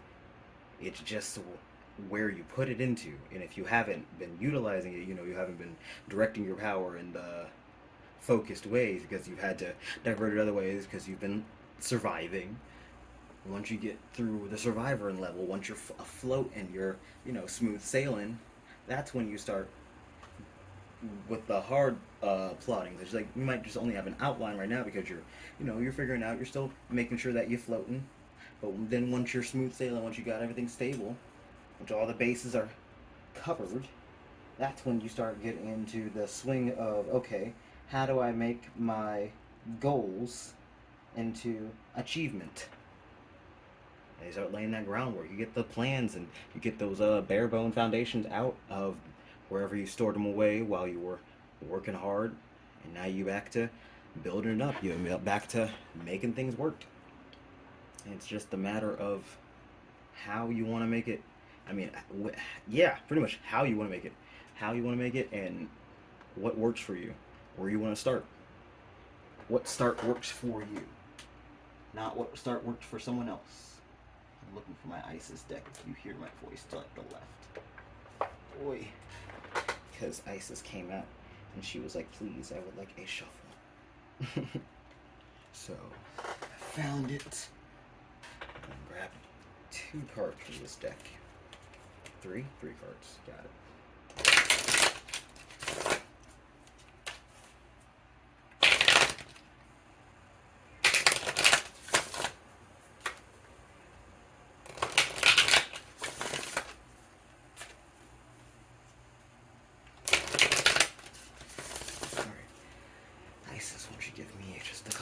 For group 2. Thank you. We got Divine Guardian, Protector of the Winged Mother, Initiation, Spiritual Testing of Ra and Lady Isis. And one more card for me, please. Oh, yep, perfect. Just throw yourself on the floor. Got Ancient Power Mysteries, Hear the Rattle of Isis Playing. Our bottom deck is The Brother in Darkness, Overcoming Negative Energy with Feminine Power. And that was in reverse, which is definitely, I feel it. But also I feel like it's a warning. Feminine energy isn't submissiveness. Feminine energy is empathy. It is the yin energy where you work more passively, which is more like defense rather than offense. You know, you're not going out and attacking and trying to overturn things. You are working with the tide. You are working with what you're given. And that's what you've learned. You've had to learn to make do. You've figured out how to work with what you're given, the toxic. You took those nightshade berries and you made it into something that you could eat and work with. Not because you wanted to, but because that's what was given to you and that's what you had to work with. And that has made you powerful. That has made you strong. That has given you a wisdom that a lot of other people don't really get. Giving you a kind of resilience. I really get you that you're a patient one, group 2. I feel like that whatever it is that you believe in or into, you've really had to put on the back burner. You've really had to put a pin in it and either keep coming back to it or keep stopping and starting. Meanwhile, you've watched other people who had, like the person that you're reading, you've watched them who have had all the opportunity and ability squander their talent, squander the ability, squander what they have, and then complain that things don't work out for them. What was me? Meanwhile, you've had to endure all of the strife and the struggles and the tests of the universe. Do you know some of the things that Ra had to deal with? Giant snakes and serpents and demons, monsters and demons. I'm not the most versed in Kemetic mythology, but Ra has dealt with some stuff. And the spiritual testing of Ra and the Lady Isis, they have gone through the ringer. You have been empowered. You are strong, and nothing can hold you down. Especially not some twerp. Full offense to whoever that person is, but if they want to talk mean or gossip or try and bring you down, be spiteful or cruel because you're doing your thing and you're not taking their nonsense, that's on them, because I'd love to see them step to you. I feel like you are very strongly divinely guided, especially since Isis popped out and wanted to be read for you. You have very strong spiritual divine ties, and if you don't already work with spirits and deities and entities, spirituality, at the very least you might want to just meditate on Isis or with her. At the very least, maybe even excuse me, during the next moon cycle on a full moon, just because she also is a lunar goddess. That's why she's in this deck. But just and see, look, next new full moon. I promise. But you take a meditation and really try and focus on what it is that your goals, what your passions, what you are interested in, what you want to accomplish, and talk to her about it. Or even if you don't want to talk to Isis particularly because you're not and deities are not particularly religious, just the universe, source, sky, the moon. The moon's there. She's cool. I promise. Speaking of the moon, I'm going to get you a couple moon cards just to ring. There's that accent again. A couple moon cards just to round out this reading. Because these were the ones that were intended. Isis just decided to butt in and was like, no, no, no, no, no. Me first. No offense, man. Of course not. I love you. I have a little statue of her. There it is. Here she is. She's gorgeous. I might drop a link in the description on the Etsy shop about these at. But they sell cute little figurines if you want to get an Isis figurine. I think that one was like $15. You know, not crazy. Alright, one more. Group 2. It's the advice for Group 2. Close them out for Group 2. Cool advice. Thank you. Ooh, 2 cards. Take a reality check. Full moon Capricorn. There's that full moon again. Last quarter moon in Aquarius. Reflect on your priorities. Can I get one more card for them, please? One more card for Group 2 advice. And we got Be Humble. First quarter moon in Leo reverse. And our bottom deck is New Moon in Aries. Go for it. So like I was saying, you might not be able to jump right in and do everything that you're wanting, plotting, figuring out, but you can at very least, you know, like I said, this may be full moon, or you don't even have to wait till the full moon. You can do it now for $0. You can just start getting your goals in order, your priorities. Get out of my camera space, Nat. Get your priorities in check. Figure out what you want. You know, unclutter, reorganize life, get a new routine down with that 6th house energy again. You may have had to reevaluate your routine, shuffle things around, reaccommodate things. This is the best time to start setting in stone new good habits, new good ideas, new good lifestyles if you're trying to change up maybe diet, exercise, sleep schedule, substances, how you use them, when you use them, habits in general. This would be a great time to really figure out what it is that you want to keep doing or double down on doing versus some things you want to wane off of doing and stop doing less or some things of. But above all, I'm really getting the energy of prioritizing yourself and your needs. What it is that serves you. What it is that takes care of you. And very interesting that Leo and Aquarius are across from each other. And this is the quarter moon. This is the last quarter moon. Interesting. Definitely focusing on that energy of self, of divine energy on yourself. Because you are a divine creature, Group 2. You are divinely powered, divinely powerful. And you deserve to be proud of that. You deserve to show off. You deserve to be in your power and feel your best, really. If you want to dress up for no reason, that's cool. If you want to change your diet up a certain way because you think it might help your certain parts of your health, be careful, of course, and maybe confer with a doctor if you can, but go off. If you want to just dress a certain way because it makes you feel groovy, do that. If you want to suddenly start playing the guitar because it's just what feels great in your soul, awesome sauce. If you suddenly just decide to start taking up hiking, that's fantastic.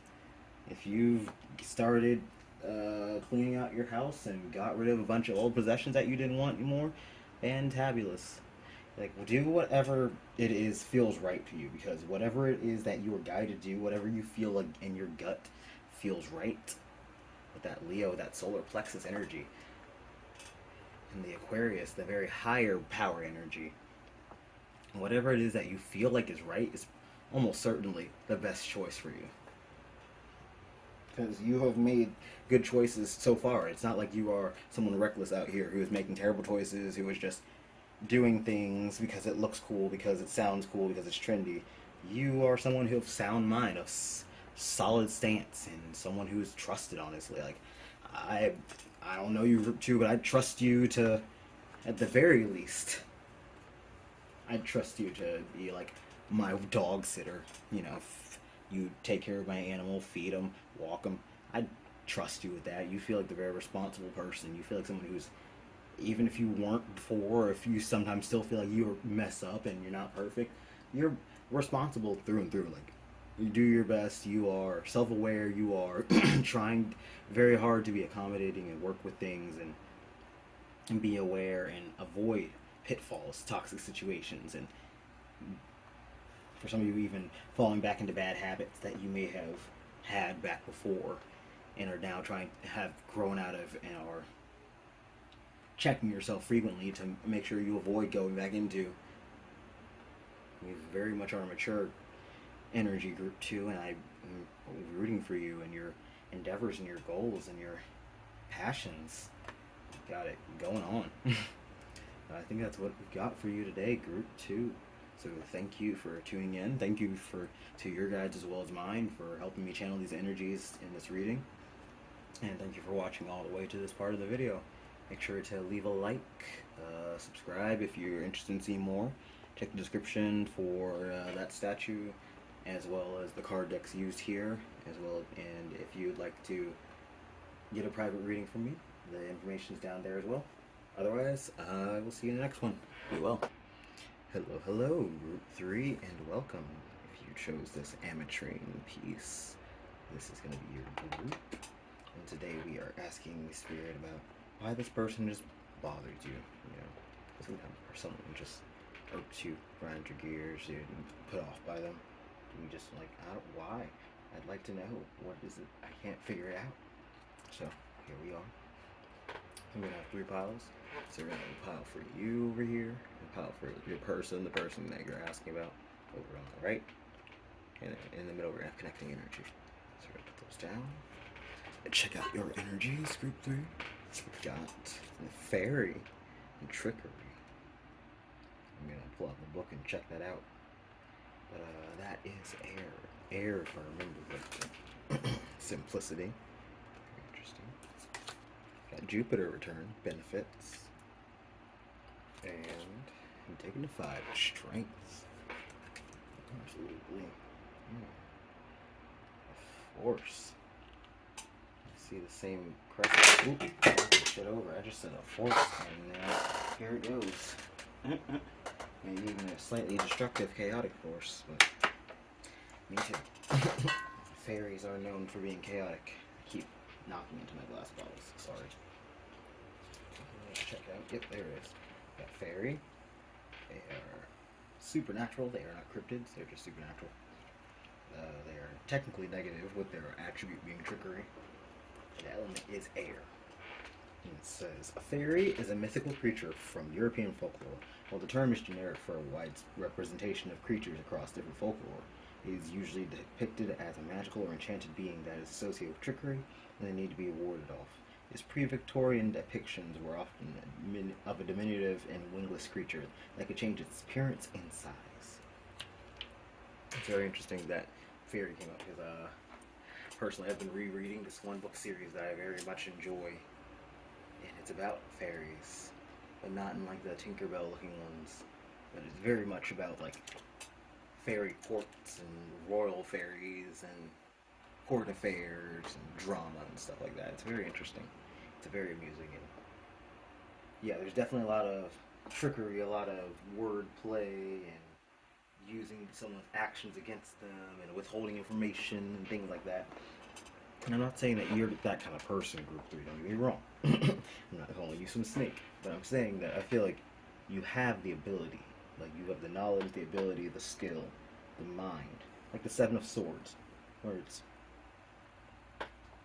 it can be a very like negative energy where it's like hiding things and being sneaky and sly, but it also has positive connotations, like just being cunning and clever, thinking on your feet, being able to get around obstacles using your problem-solving ability. I feel like that's where you are. You're more of the cunning, sharp, quick-witted type people, and you're being rewarded for that problem solving. Yeah, really, that's the words that come to mind. Also noticing 13, 49 reduces to 13 as well. So I don't know if 1, 3, or 13, or even the number 4, since that reduces even further than 4, is important to you. 4 is also a number of like stability, which ties back to simplicity, you guys. I feel like you may be very connected to nature, the earth, very grounded. You may be an earth sign, a lot of you. Or you may just relate to earth sign energies of being grounded, logical, very related to the physical world around you, your physical body. You'd be very familiar with trial and error and the benefits of hard work and the fruits of your labor. Someone who very much prides themselves on what they do and what they can do, what they can think of, and how they act. Like, you're not going to be someone who is talking much talk that they cannot back up. Then you would like to. You're not. Yeah, you don't bluff. That's what I'm trying to say. You're not a bluffer. If you are saying some talk, that means you are going to be able to back that up. Which some people might be like, oh, I thought they weren't, or I thought they were joking. It's like, no, they said what they said, and they meant it, and then they did it, and now you were shocked. There's no trickery at hand, actually. I feel like almost that you may be so to the point and honest, and so like standing behind what you do, and very much consistent is the word I'm thinking. Like, you may follow through so consistently and so thoroughly with some of your things that people are like, you tricked me. It's like, no, I just said it, and then you expected something else to come out of that, even though I told you exactly what was going to come out of that action. It's like, I'm not sure if you're familiar with the concept of dead dove, don't eat, but it's a reference to a TV show. I cannot remember it off the top of my head, but the guy opens a bag, says dead dove, don't eat, and he looks in it, and he's just like, I don't know what I expected, because there was a dead dove in it.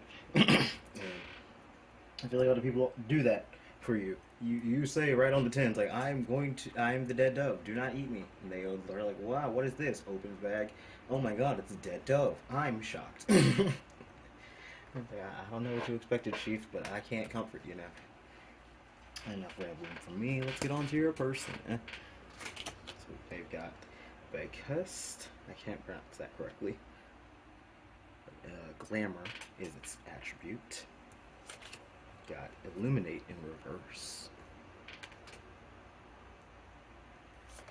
Got 10th House, the World, number 34. And Immancoli, which is the root, aka the angle across from midheaven. It's usually labeled IC. Alright, where did I put the book? There it is. And let's read about the blowing horse creature. I'm not going to try and pronounce it again, no. So that is a supernatural being. It's glamour, and the attribute is positive, and the element is water. I didn't even look at that, my bad. And this says the Bakust, I still don't pronounce it, or brook horse, there we go, is a Scandinavian creature, of course it is, similar to a Kelpie. It is described as an unnaturally glamorous white horse that appears near rivers in foggy weather. It was said that anyone who climbed on the horse would then be stuck on its back as it jumped back into the river, taking them with it. Oh. Well, that's not as good as it made it sound like. Wow. The irony that the book says negative towards fairies, and then I spend a few minutes defending fairies because my favorite books, and actually how most fairies aren't actually negative, just tricky, clever, and cunning, able to get what they want out of things. Meanwhile, the horse, the brook horse, is described as a positive attribute, but its whole shtick is drowning people. Very interesting. Very interesting indeed. I also just noticed that 10th house, and that's right across. Midheaven is usually found in the 10th house, or it's on the cusp of the 10th house. Oh, I was gonna say that I feel like this person's a lot more emotional than you are. I'm not saying they're immature, but I feel like they're a lot more in their emotions, a lot more of a I like to stay in my comfort zone type person. Even though, very interesting. Even though they might put out a front that they're more adjusted. It's not the word that I want to say, but it's the first word that came to my mind. What do I want to say? Yeah, I just want to. I feel like they put out a air or an image of being more outgoing, more if not friendly, then yeah, just outgoing, extroverted, knowledgeable is another word that's coming to mind with the illuminate in reverse. I feel like they might act like or speak as if they are have a broader breadth of knowledge or more experience somewhere, where in actuality they just have as much novel experience as anyone else, which isn't bad, but it might come. If you've ever watched Community and you know Britta, who has taken one psychology class and now she thinks that she's a seasoned psychologist, or really anyone who's taken one psychology class and thinks that they're just a seasoned psychologist, that's kind of what I'm getting out of this. Where they have their set knowledge, their bias, for lack of a better term, their what they know, what they agree with, what they want to present, and what they want to foster and foster and cultivate, expand upon, and anything that does not agree with that, anything that does not mesh with how they feel, is just kind of pushed to the wayside, ignored, and otherwise swept aside because it's not relevant to me. If I don't like it, therefore it doesn't matter. Checkmate. All right, so we're gonna get our connecting energy now, and we've got labor. I mentioned labor for you, so I'm gonna put that over there. We've got Virgo. I analyze. And Uranus in reverse of change. Very interesting. And I mentioned that they were in their comfort zone, and you were the laborer who's worked hard and knows how to work hard to get what they want, and knows where to coast by where they don't need to. You're very much the person who is probably calling the shots in this relationship. Like if you guys are talking versus if you guys aren't talking versus like what you guys are doing in the relationship. I feel like you're the one who's making those pushes and movements if it's happening slash if it happened.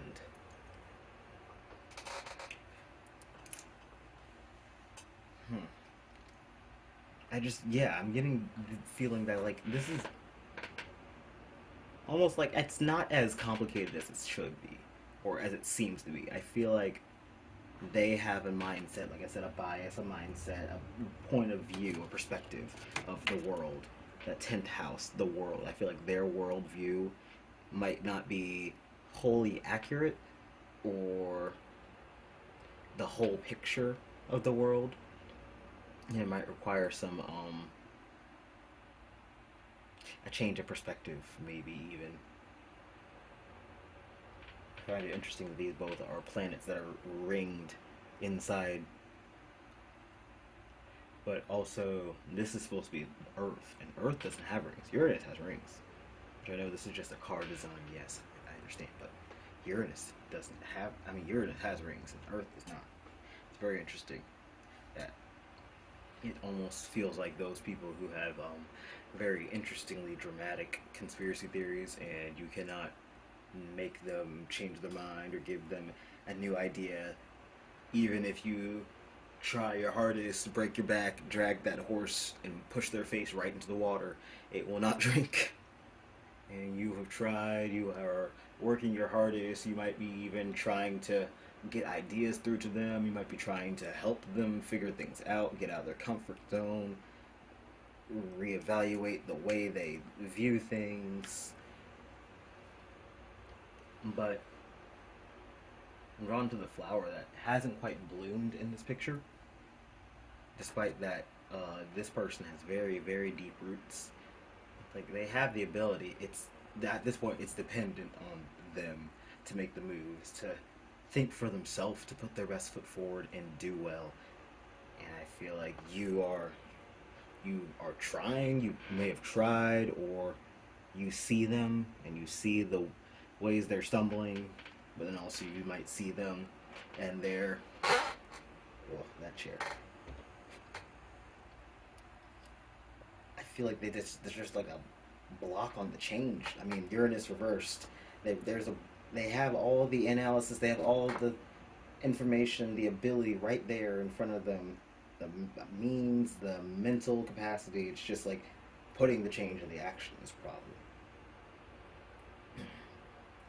There may also be this feeling getting from them that with the Virgo and the 10th house, both of those energies, that they might be, with that skewed perspective, reading into things that aren't there, whether that's aggression, like they might be seeing you trying to help them and might be taking that personally, taking it as an attack, taking that as an insult, or on the opposite end of the spectrum, they might be seeing you trying to help them, seeing the effort you're putting in towards them and what they, and thinking that it's veering in another direction, i.e., they might be thinking in the more non-platonic sense, if you get what I'm saying, getting crushes and feelings, getting stuck in their head, seeing things that aren't there, or thinking up ideas that aren't there, and you're just like, hi, hello, I would like to be acquaintances.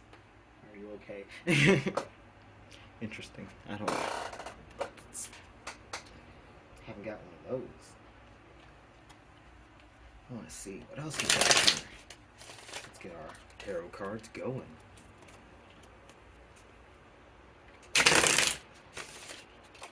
Okay. The death card threw itself on the floor, which is 13. I just mentioned that about your your group.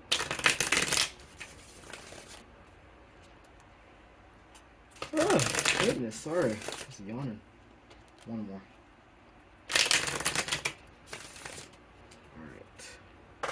Group 3. Spirit, why is Group 3 bothered by this person? What bothers Group 3 about this person? Hi, you're just...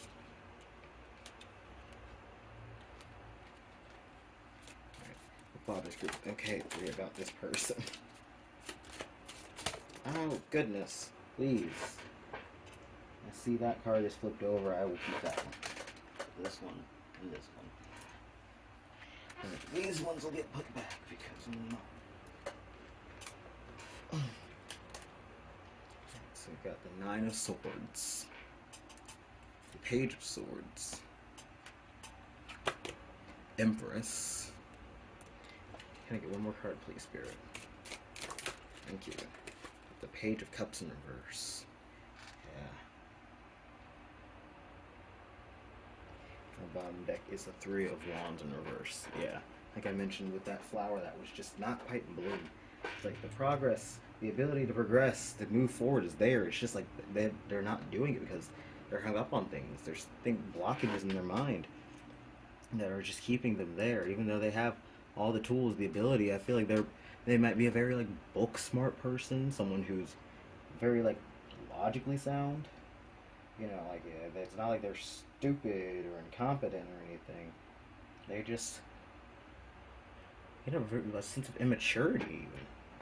With that Page of Cups, like the groundwork is laid, but they aren't using it, or they are ignoring it out of rebellion, out of refusal, out of some I'm getting like I want to say illogical fear, because it's unreasonable, and it feels like a sort of like analysis paralysis where the options there, but then like if you are taking a test and you hit section on the Scandron that's like 9 A's back to back, and you're just like, that's real sus.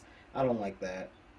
But, if you're confident on the answers, you power forward knowing that maybe the trick teacher just put that there to trick you, or maybe the randomizer just did that for whatever reason.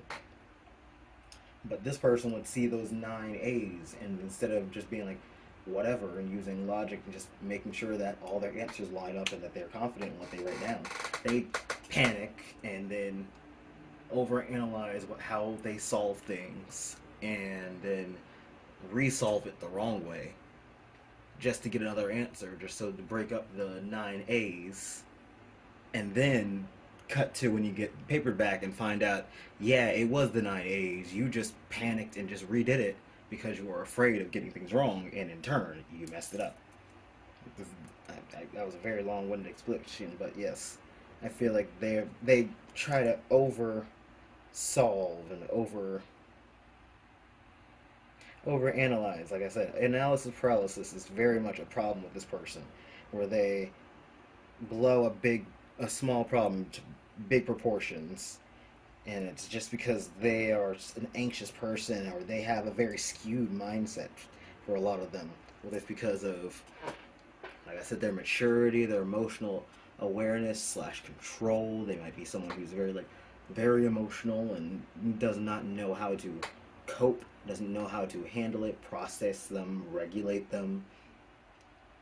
And then they see you as this empress person, someone who can just handle things, who makes things happen, who gives and receives, who is just so in tune with their element, abundant and creative, and just I feel like there's jealousy there too, because I'm getting them as the Page of Swords and the Page of Cups. So what is a page to an empress, really? They feel very lowly, very self-pitying, and that just kind of feeds back into that Nine of Swords and that lack of ability to move forward, that lack of ability to be accountable, and just getting deeper into their emotions, deeper into their feelings and their sorrow and their pity and their wallow, and more into a self-fulfilling prophecy type thing where they fear the worst coming, and then because they keep dwelling on it and fearing it and thinking about it constantly all day every day, then it manifests, because if you keep thinking about it and worrying about something happening this exact way, and keep it in your mind, keep thinking about it, and it's always there, it's going to happen. That's just kind of just the universe, law of attraction.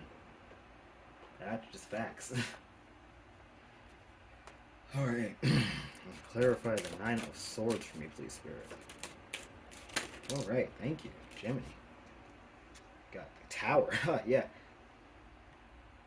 Okay. Sit still, please. Just. Yeah, sure. Sit still, that's all I ask. Alright. Clarify the Page of Swords for me, please.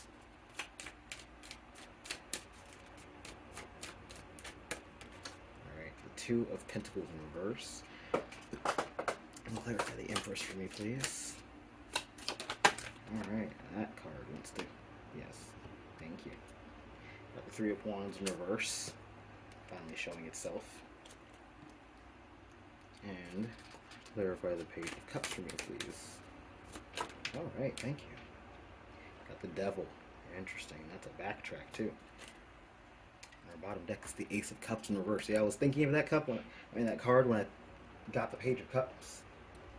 But I very much, when I see pages, I essentially think of them as aces, but as humans. It's like all this potential ability, this the cup is full, and they have this fish in it. It's full of water, and it's vibing.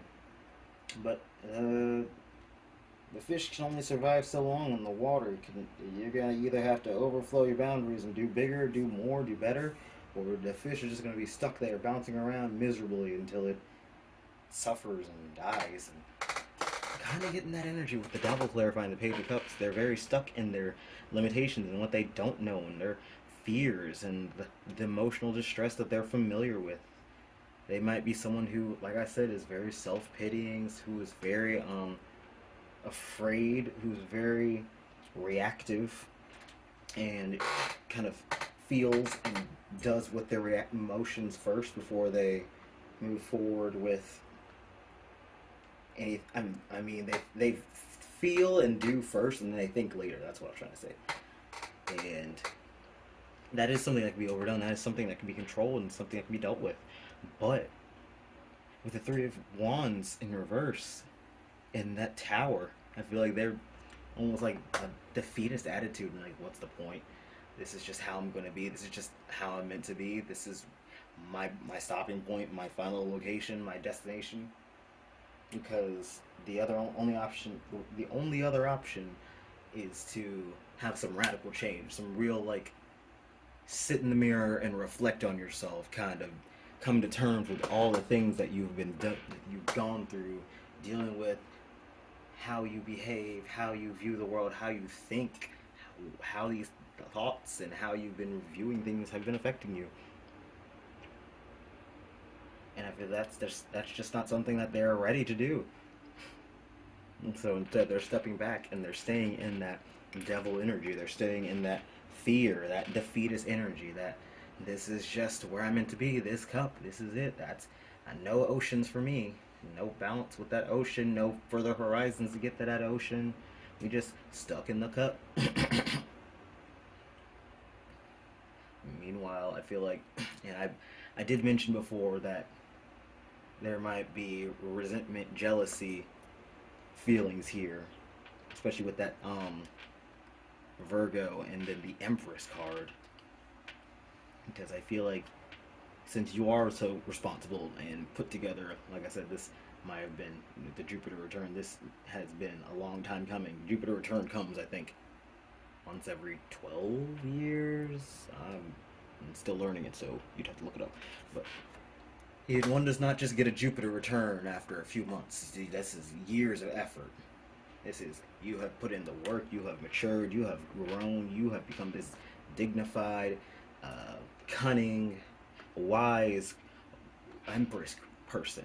And no matter if you live lavishly and drip and dress to impress, or if you are a simplistic person, like I really think that you might not even be someone who's like super flashy. You might be very modest, humble, very much a compassionate person who tries to take care of others and look out for the other people who have been through situations. Because I like you don't come through this for just, like I said, you don't become the empress. You don't get the Jupiter return from nothing. You have to put in effort. You have to grow. You have to mature. You have to go through your hero's journey essentially, and you've gone the although a distance, and you've earned this spot on your throne.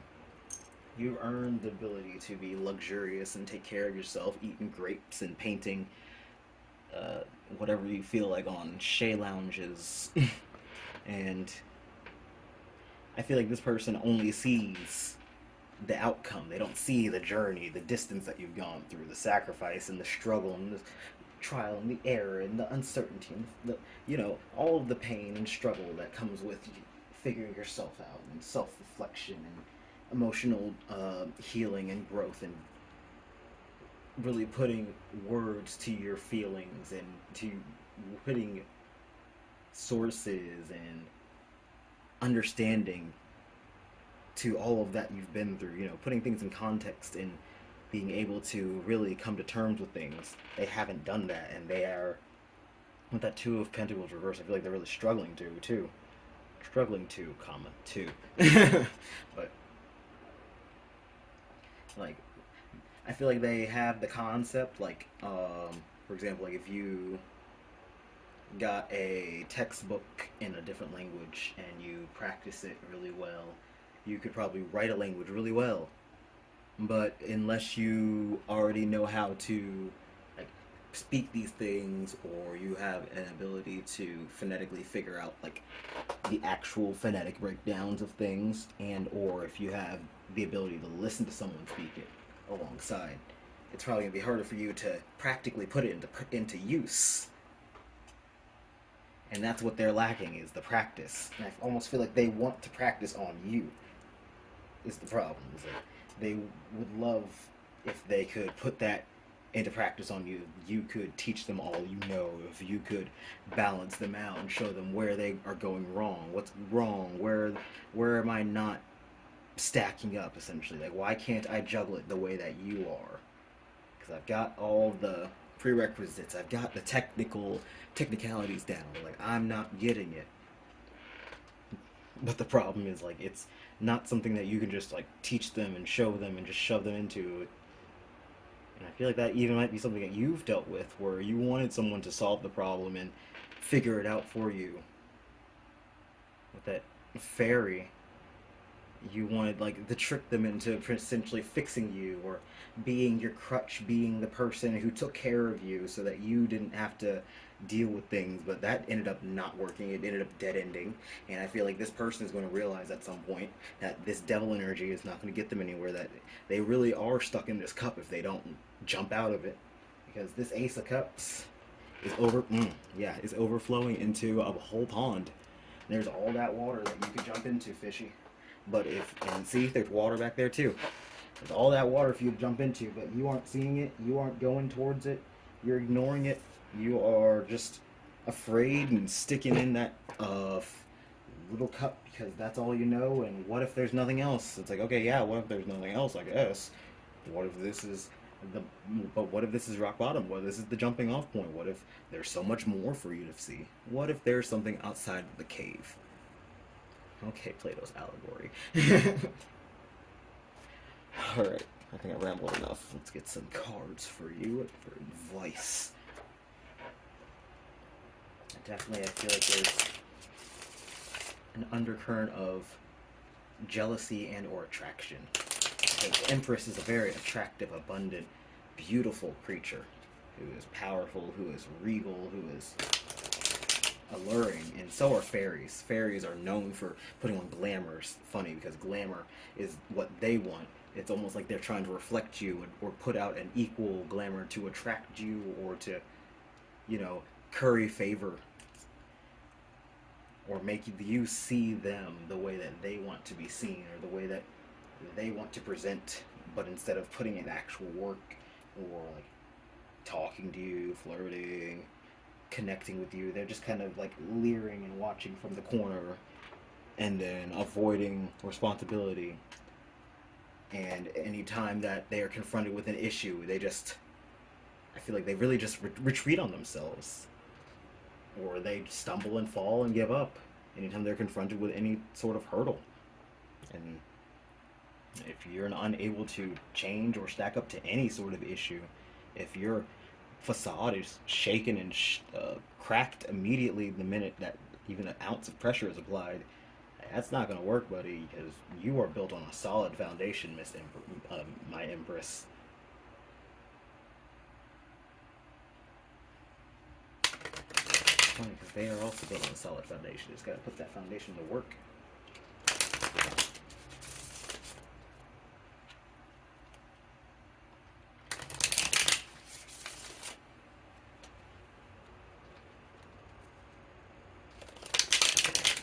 So getting some advice for you. This might not pertain to what we've been doing reading for, but we shall see. We shall see. Group 3. Can I get some advice for Group 3, Spirit? Okay. That was 3 exactly, so I'll stop there. Our bottom deck is Guan Yin, and the Goddess of Compassion. Yeah, absolutely. It's like not like you are being cruel to them or ignoring them or like harassing them or anything. But I feel like you might just be, you're like an empress. You're discerning. You're not just gonna give out loyalties and favors to everyone who asks. You have to present yourself as, able to stack up to challenges, able to return on what you say, on your promises. And I feel like there is a lack of follow through in this person, a lack of maturity, like I mentioned before, a lack of either like understanding of how to progress forward or lack of ability to just take and not. God, I'm losing my words now.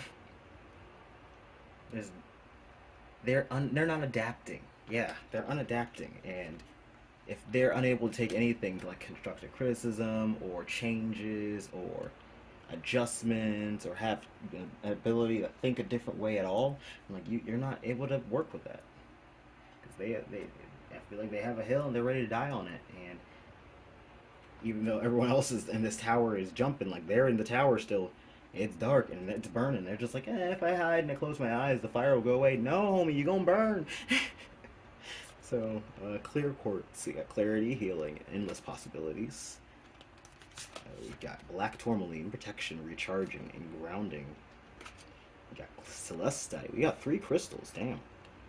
So yeah, definitely reiterating what I said earlier, where I think y'all are very like grounded, earth and compassionate creatures. I think Taurus rules Empress as well as Libra, because Venusian, as well as there was the Virgo card earlier, and Simplicity, which gives very earth energy. I also feel like that Devil card, which is Capricorn ruled, uh, they may even see you in sort of a devil energy because you have this like determination, this intensity to you, and you might even have some. You know, you might not be perfect. You might have some. You may be a little bit, like I said, with the fairy. They are more neutral than evil, really. But they're very they're tricky. They're not really evil, but they use wordplay and like plays on words, and they're very quick with the thoughts, like Seven of Swords energy, which didn't come out, but Seven of Swords, where it's very strategic, very much using your mind to its capacity. You might be someone who's very charismatic, charming, very good with their mind space, and spirit's encouraging you to be continue using your mind to its full capacity. Don't be threatened by anyone who's telling you that it's not cool to be analyze things. I feel like they may even be put off by that or threatened by that. The fact that you are very mental, who very you see a lot. You're very what do you call that? God, interpretive. No, no. Intuitive? No. Vigilant. I think that's the word I'm looking for. Yeah, you see a lot of things. You take in a lot of information and you process it all and you push it all out. And it's like, even if it's like little details, little quirks, little habits, and the way people move, the way people talk, the way they look and do things, you might notice those little things and keep them in mind and work around them, work with them, you know, but not at the sacrifice of yourself, because you also know your own boundaries, your own limits. You're able to stay chill and cool under pressure because you are taking in this information and processing it as it comes to you. You are interpreting it like what needs to be, you know, stored as pertinent information versus this is just a little quick. Someone had a phone call and that was a quick little gesture or something versus someone said something and this person reacted in a certain way, and that's something I'm gonna keep an eye on because the way they reacted is a little bit suspicious, you know.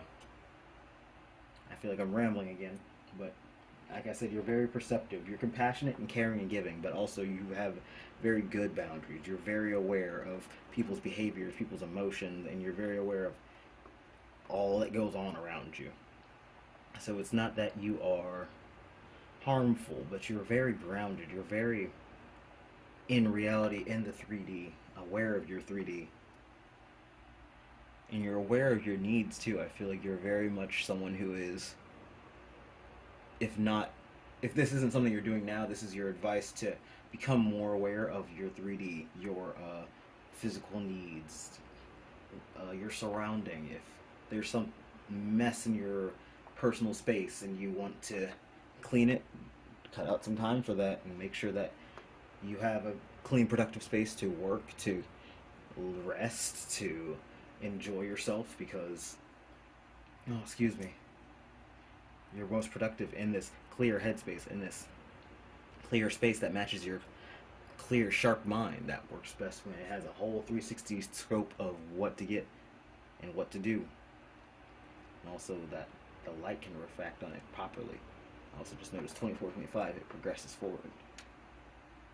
Not only are you, like I said, not only are you very perceptive, seeing all of the seeing all of the possibilities, seeing all that happens around you, and all how people work with you, how people react to you, how situations pan out around you, and keeping that in mind, which might have been something that put you on alert with this person, which might have been the reason that you were a little bit wary of them, or became distant, or started to not give as much of your energy to this person, because I feel like you noticed that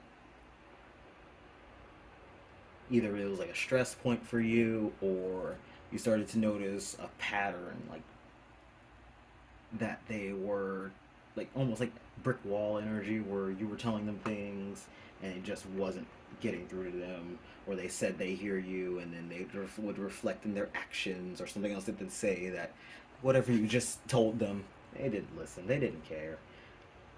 But then they keep coming to you for other things, like emotional needs, for comfort and stuff like that, and for just like spending time with you. And you're like, okay, I see what you're doing. You just want to cozy up to me and get all my attention and my energy and stuff. And so now you start putting some distance on them, because as much as you are stable and comfortable in yourself, you don't want to just give that out to any old Joe Schmo who's not going to do anything good with it, you know? Like, and as I've said before, it's not like you're not empathetic. You are, Guan Yin is your bottom deck. You have a big heart, and you are Empress again. You are very compassionate. You're giving, but you are only giving to an extent, and you cannot just give beyond your means to satisfy someone else's wants. I feel like I'm rambling again, but we're gonna wrap this up with some moon cards.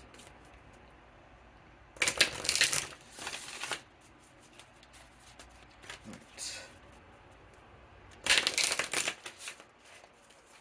Group 3. Can I get some advice for Group 3, Spirit? Closing advice for Group 3. Closing advice for Group 3, not Group 3. Ooh, goodbye. Right. That's it. Thank you. So we've got last quarter moon in Taurus, reverse. Be proud of yourself. Got full moon in Leo, go wild. And that is full moon in reverse. Here. Okay, you felt sideways, so nice. All reverse. Okay. First quarter moon Capricorn reverse. Unleash your kindest self. And our bottom deck is full moon in Pisces. Forgive. Very interesting.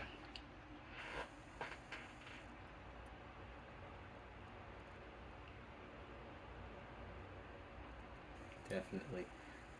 I definitely don't feel like you're someone who holds grudges. You're just someone who's very perceptive and aware of people's actions, people's emotions, reactions, how they are in situations. Like if, I mean, obviously asterisks. Like if someone is being abusive or toxic, you're more inclined to just be like, nah, we don't forgive here, goodbye.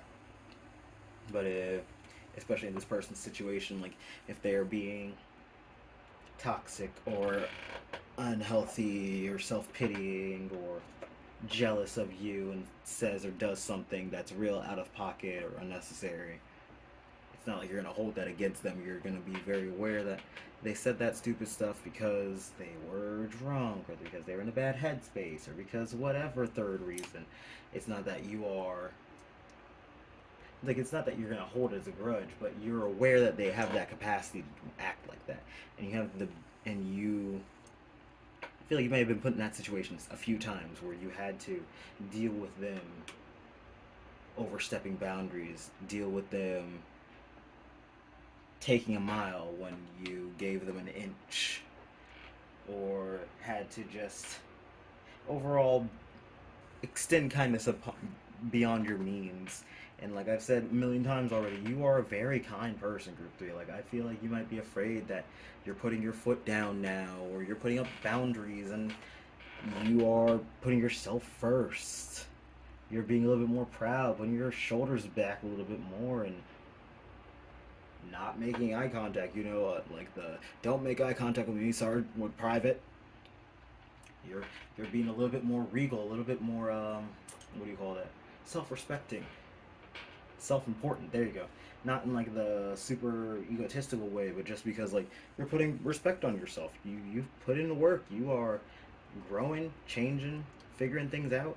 And even if you're not someone who wants to put on like $500 Gucci whatevers or flex all over social media, you want to at least give yourself the due that you are due, and go after the things that you believe in, things that show off your talents that I feel like you have put on the back burner for too long because you were afraid of showing off, afraid of negative reactions from people who might be hurt because you decided to, shine your best. Which, honestly, that's not your fault. If someone is hurt because you are thriving, as long as you're not thriving off their pain, that's none of your concern. That is all personal. That is all personal and all on them. Because you can't get in their head and solve their problems. You can't go there and just solve it for them, make them feel better. And really, what do you do in that situation? Someone is hurt, sad, jealous, self pitying, whatever, bitter, yearning, because they want what you have, because they want you or what you have. So what? Am I supposed to just hand my whole shtick over to you? Just give you my whatever, my YouTube channel, my social media page, my business keys. Here you go. Here's the keys to my shop, Like, what am I supposed to do? I'm sorry that you feel bad, but I can't just grind to a halt and throw you a pity party or hold your hand and make you feel better, give you participation awards because you're sad that I'm winning first place. It's not my problem, and that's not mean or cruel. That's just facts. That's just being an adult. You can't just stop and hold your horses, hold all partying and celebration in the world because some other people aren't in the same place. Because nothing would ever get done if we did that. I mean, I'm not saying that I don't want people who are not doing as well, who are lacking and falling behind. It's not that I don't want them to succeed and I don't want them to catch up. But I'm saying we don't need to stop the presses and everything because the world doesn't revolve around one specific person or event. We are all living our own separate worlds and universes, and this, it wasn't their card, the world. Yes, so we are all in our own worlds, doing our best things and living for our best lives to make the high score in our existence. If their world is unfortunately not moving forward and doing the things they want, that sucks, but that is something that they have to solve in their universe and their means. That is not something that gets to reach out and just take over and just become the focus of everyone else's life. Like, no one, like those moms who go on, or those families where one parent goes on a crash diet and now everyone has to go on the crash diet because, well, I want to not eat dairy, so now if you have milk, I feel excluded. It's like, no, ma'am, you chose to go on your crash weird diet. I'm just here trying to enjoy my yogurt. Please. But yes, live unabashedly, Group 3. You are full of all this potential, all this smart brain and beauty. Just come to one. All the skill to pay the bills and let nothing hold you back because there is just a million and one ways to accomplish what you set out to do. I really feel like you might be a creative person, or at the very least, someone who is an entrepreneurial type, someone who's going to be in the public eye, a public speaker, or someone who's going to be seen. And it's time for you to really embody that, embody the courage, the wisdom, at the very least, the bravado and the self-assuredness of the power that you hold. Because, like, you very much um, you downplay your power and what your skills. And it's time for it to show through in all of its beauty and all of its spectrum. I heard make mother proud. So yeah, make mama proud. Oh yeah, I like this reading, Group 3.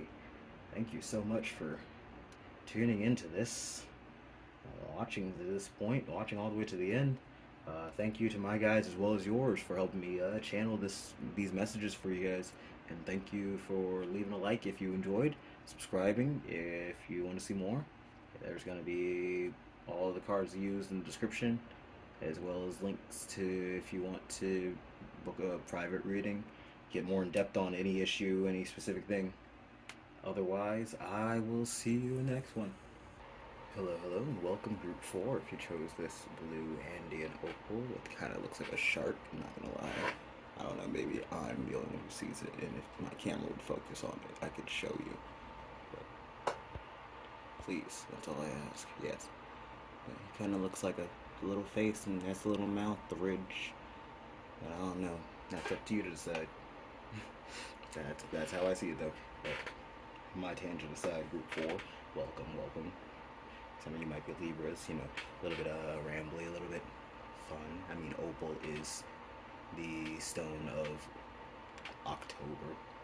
Yes, and October is the latter half of Libra, so who knows?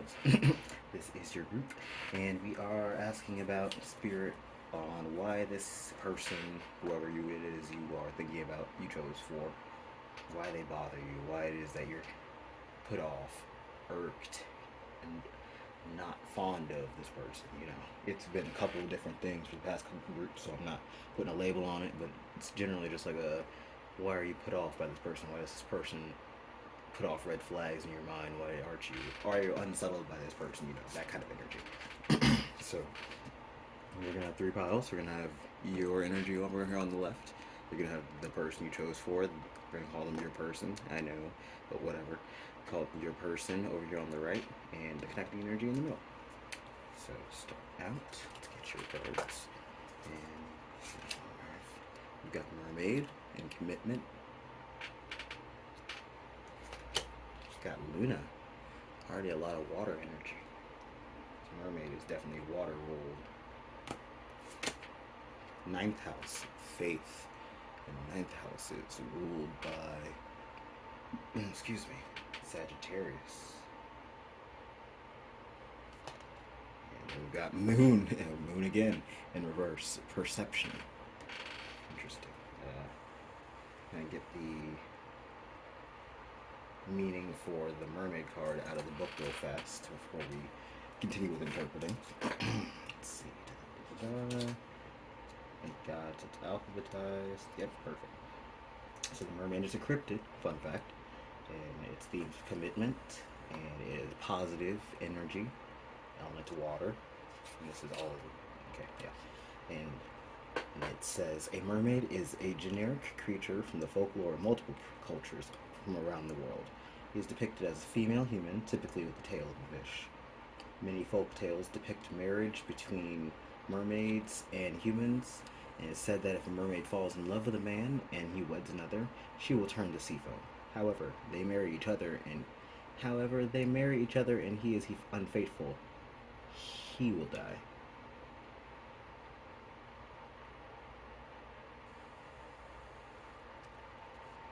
That might be a typo.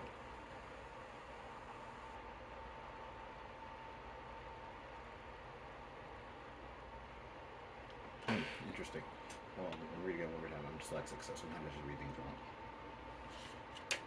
So many folktales depict marriages between mermaids and humans. It is said that if a mermaid falls in love with a man and he weds another, she will turn to sea foam. Okay, I get it now. So if she falls in love with him, like Little Mermaid, and then he falls in love with someone else and goes and gets married to her, unrequited love, that she will dissolve. It's literally Little Mermaid, the original Hans Christian Andersen story. That's how it ended. She turned to foam. It sucks, but yeah. However, if they marry each other and he is unfaithful, so like cheating, then he will perish. He will be the one suffering in that case. Interesting. So I definitely feel like, especially with the 9th house and faith, 9th house is all about the higher learning, the learning about religion, spirituality, about the unconscious and things of that nature. You know, Sagittarius is very curious, very eager to learn and go even further beyond. I'm a Sagittarius Mercury, so I kind of relate. I'm very much someone who likes to know pretty much anything. Like, I spend my days when I'm bored just watching YouTube videos on random things. It's like, no, I've never heard of this game, this TV show, this franchise, this situation, this place, but please do give me a 2-hour documentary about it. I would love to listen and learn all about its minutiae and cultures. So yeah, you're definitely a curious mind and caring. Like, the way that I read that sentence back like 3 times just to make sure I got it correct, you are very perceptive and very careful of the little details. I'm also noticing this blue theme. You chose the blue crystal, like, very emotional, very watery. I said Libra earlier, but you might also with the October birthstone, if I'm counting correctly. Yeah, you might also be Scorpio. That's very deep and watery energy. And that also feeds into that's the next sign after Scorpio, Sagittarius. So yeah, you might have a lot of planets between like Libra and Sagittarius maybe. That being said, I just get that you're a very intuitive person, a very in tune to people's emotion, empathetic. You want to know about people. You like meeting people. You like getting to know people. Whether it's just a temporary, quick acquaintanceship or like a we met for a thing and had a good time together and we'll never see each other again, but thanks for the experience. Or if it's we met on happenstance and we've been friends ever since. You love meeting people, you love getting to know people, you love finding new things to do, adventures. You're very an adventurous and curious group four. I'm very interested to see more about you guys because you're very I get like a malleable sense from you because like you perceive a lot, you take in a lot, you see a lot, and you're eager to learn. And I feel like your worldview is constantly shifting, fluctuating, uh, changing, adjusting itself, molding to the situation, to the experiences, to what you've learned, what you've taken in, and what other people are telling you, what you're perceiving from third person testimonies and things of that nature. You're always seeking out more information and more things to add to your experience, to add to your repertoire is the way that I want to say it, but more like just add to your knowledge, your wisdom, your depth of self, so that you have more to share with other people, so you have more to bring to the table, so you have more to teach and mutually exchange. Like I really think that you're someone who likes to, you know, exchange facts. Like you might. So I'm neurodivergent, and there's a thing for like autistic people called info dumping, where you might be really into a topic and you just kind of go on and talk and just explain and talk and dump. You know, kind of like the 2 hour documentaries about specific niche topics, but in a conversation. And you might be the kind of person who loves hearing those kind of things and then also giving those kind of explanations or talking about the things that you've heard from other people or popping up with the fun facts and the did you knows and the common misconception type things. You're just the fun facts guy, and you're very enjoyable, very sweet and caring and giving, and genuine person. I like you, Group 4. You're cool. You're the bee's knees. I feel like that's something that a lot of people think after they're done with conversation with you or interacting with you. They're like, wow, that person, I felt really heard. They were really fun. They were really nice, enjoyable. I like them. I'd love to go meet them again. Even if it's like a one-time interaction, they're like, dang, even if we never meet each other again, that was great. I'm glad that I met this person. I'm glad that we crossed paths. That was groovy. Very cool person, Group 4. Love you. Right, so about the person you're talking about, asking about, we've got. Ooh, I am dyslexic. I'm going to need you to flip around. That says Huggin and Munnin. I might have pronounced that wrong. Knowledge. And it's not going to be reversed. Alright, we've got healing. That's two birds. Interesting. They might have an air theme because you had a water theme. Which might be very interesting because you are very much coming from an emotional standpoint of empathetic, caring, and thinking about how everyone feels and how everyone else thinks and perceives things versus this might be of someone who is very logical. I'm not even done laying out their cards, excuse me. Got Cancer in reverse, so proving me right, I feel. And we got Fifth House in reverse. Very interesting. I think this card came out for another group in the same position, but it was upright. Yeah. If I'm remembering correctly, yeah. I want to say it was group 2, but I could be wrong. At this point, it's been a minute. Yeah, that was a couple of readings back now. See, but yeah, it came out in the same part for for their person too, but it was upright. With that being said, I do think what I was saying, or starting to say before, was on the money, where they are a little bit more logical, a little more using the thought that came to mind is like whether you're spiritual or like super religious or not, I mean, with the faith, I feel like you, and the fact that you're here watching a tarot video, hello, hi, you might have some spiritual inclinations. You might not be Christian or believe in a specific god or worship a specific deity, but you know, you might have some rituals. You might pray. You might manifest. You might have some, you know, you practice some spirituality as a treat, and it helps you feel, you know, emotionally centered and helps you feel good. It takes care of your needs. You feel heard. You feel seen, cared for by the universe. I feel like this person is not either. They are like they'd be like the equivalent of the atheist, or they are someone who's been burned by that kind of situation before, where religion or spirituality or those types of notions and rhetorics did not lead them down a path that they really enjoyed or supported or related to. And now they're trying to find their footing outside of it. And instead of, you know, just kind of accepting that their experience sucked and that's rough, but there's other things and it might work for other people, and you know, results may vary, see store for details, there might be some resentment. And I'm not saying that they're wrong to have resentment. Like with that healing card, I definitely feel like this is just wounds that they're dealing with. These are bad experiences that they are trying to shake off or leave behind. That doesn't mean that they aren't wounds that hurt and are going to take some time to heal, you know. So they might be a little bit defensive towards certain ideas, a little bit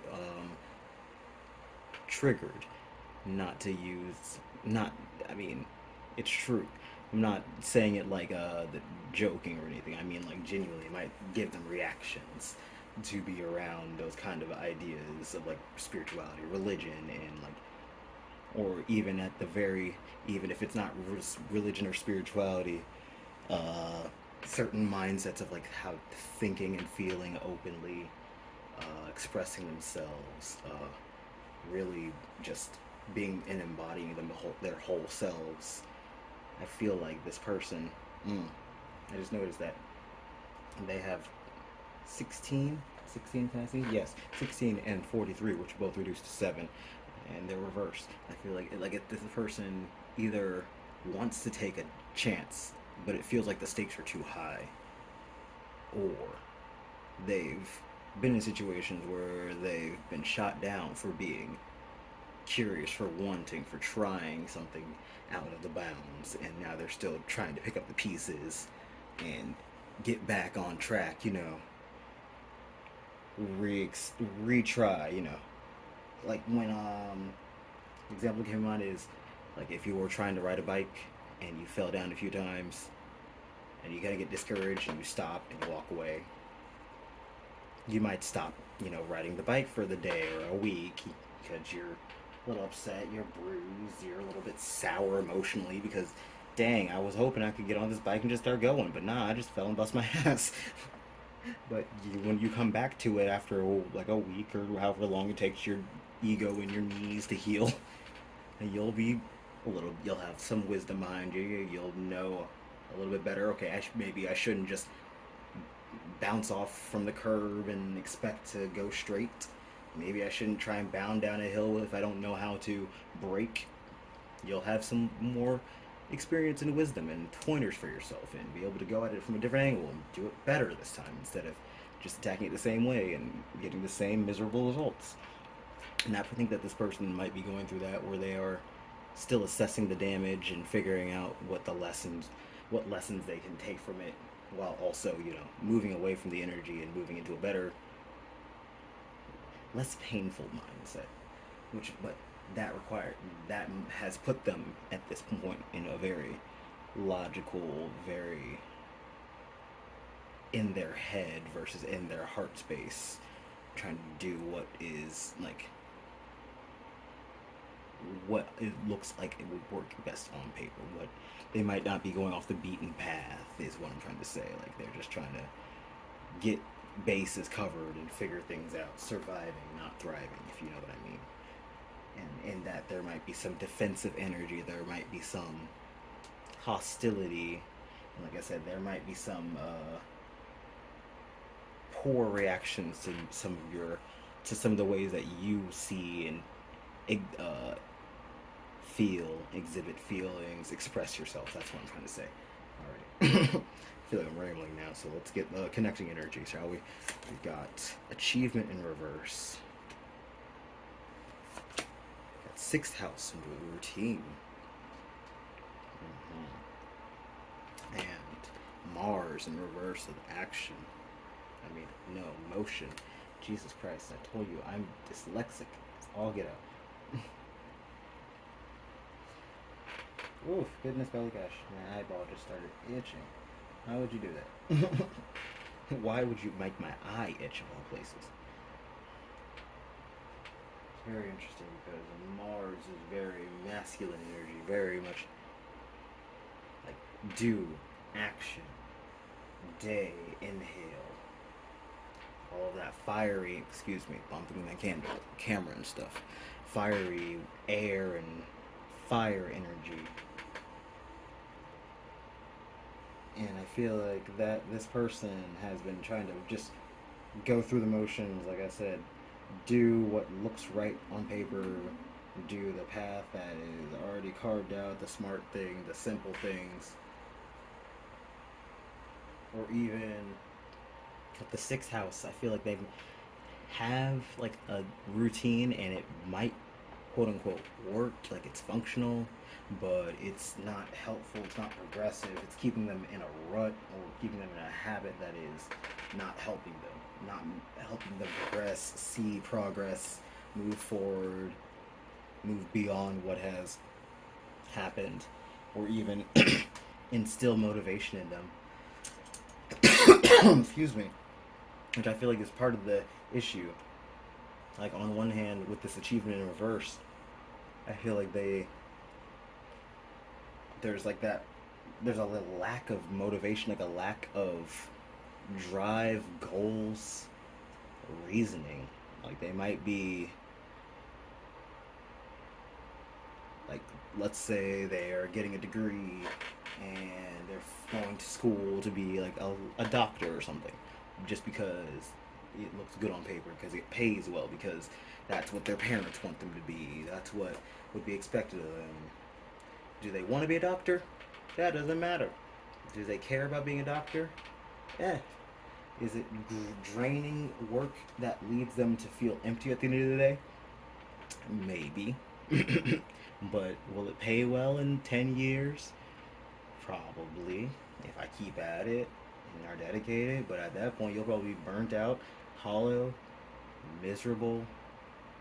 Oftentimes that leads to poor, worsening mental health, problems in habits, and it even leads to things like addiction.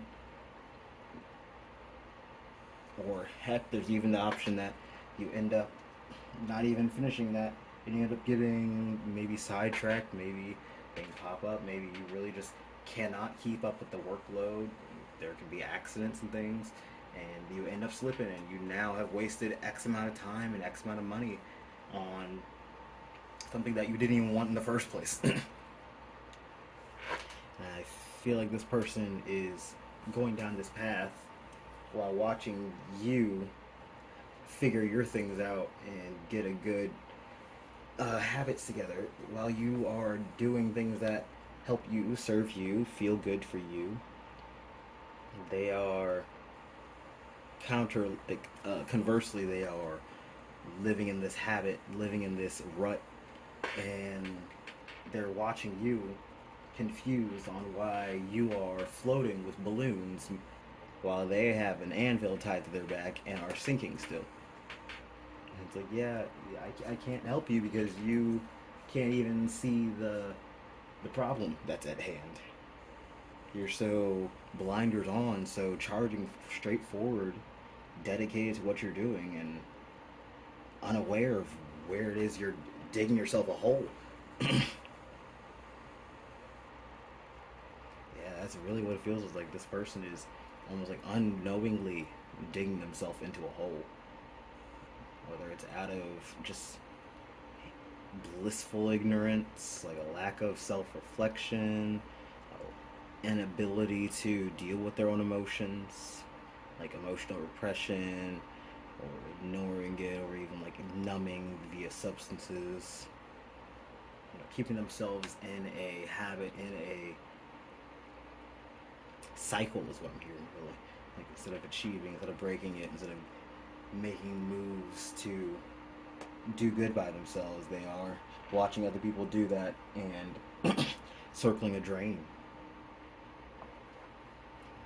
It's kind of really sucks.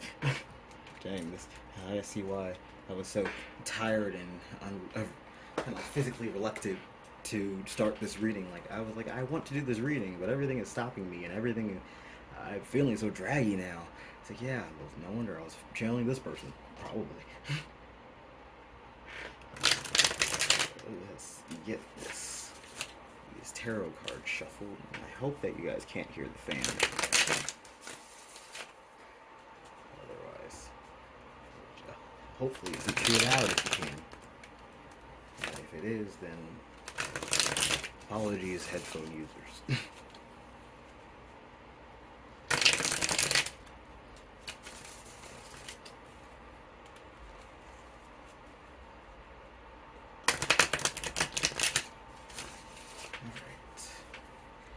Root 4.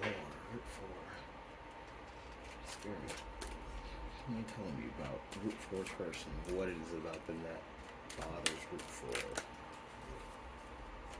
What bothers Root 4 about this person? Okay, yeah. Okay. What bothers Root 4 about this person? Thank you. And King of Swords, that is exactly what I was channeling earlier with this person, and they're very logical, almost stubborn energy. We got the Six of Swords, the Five of Pentacles in reverse, which I think came out for another group as well. Excuse you. Got the Four of Wands in reverse, which I've definitely seen here before today. And the Fool. Yeah. Let me take a drink of water because my throat is just acting up now.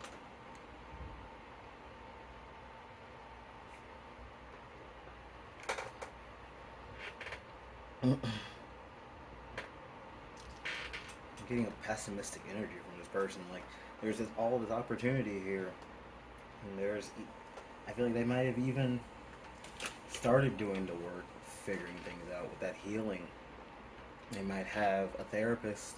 They might even be aware of their problems, their issues, and be trying to figure things out, but I feel like they might be even looking in the wrong places for this happiness, for the solution to their problems. Like the example with the becoming a doctor, going to school to be a doctor, they might be thinking that if they succeed being a doctor and are celebrated or make a lot of money, then maybe then they'll be satisfied and happy, and that'll be what they need, what they want. But that's really just looking at it from a very superficial, like, numbers game kind of angle, that King of Swords energy. Really what they need is to figure out in the Five of Pentacles in reverse, what it is that needs to change in their physical world, what it is that is dissatisfying about the life. Like, Fifth House in reverse energy, that passion is lacking. And if you are unhappy in your day-to-day, if you cannot find reasons to be happy, if there's no reasons to be happy, if there's just lacking of any kind of joy or any reasons to smile in any regard, if there's no passionate energy, if there's nothing that you are yearning for, if there's nothing that you have drive towards, then it's pretty much going to be a very desolate, empty existence. And that's how you get into the nihilistic energy, where you were just pretty much going through the motions, doing things to satisfy quotas and other people. they are currently on the tracks to that path, unfortunately. It feels like you may have even wanted to intercept, just entered 654, but it's like your energy, your patience, that's not the word I'm looking for.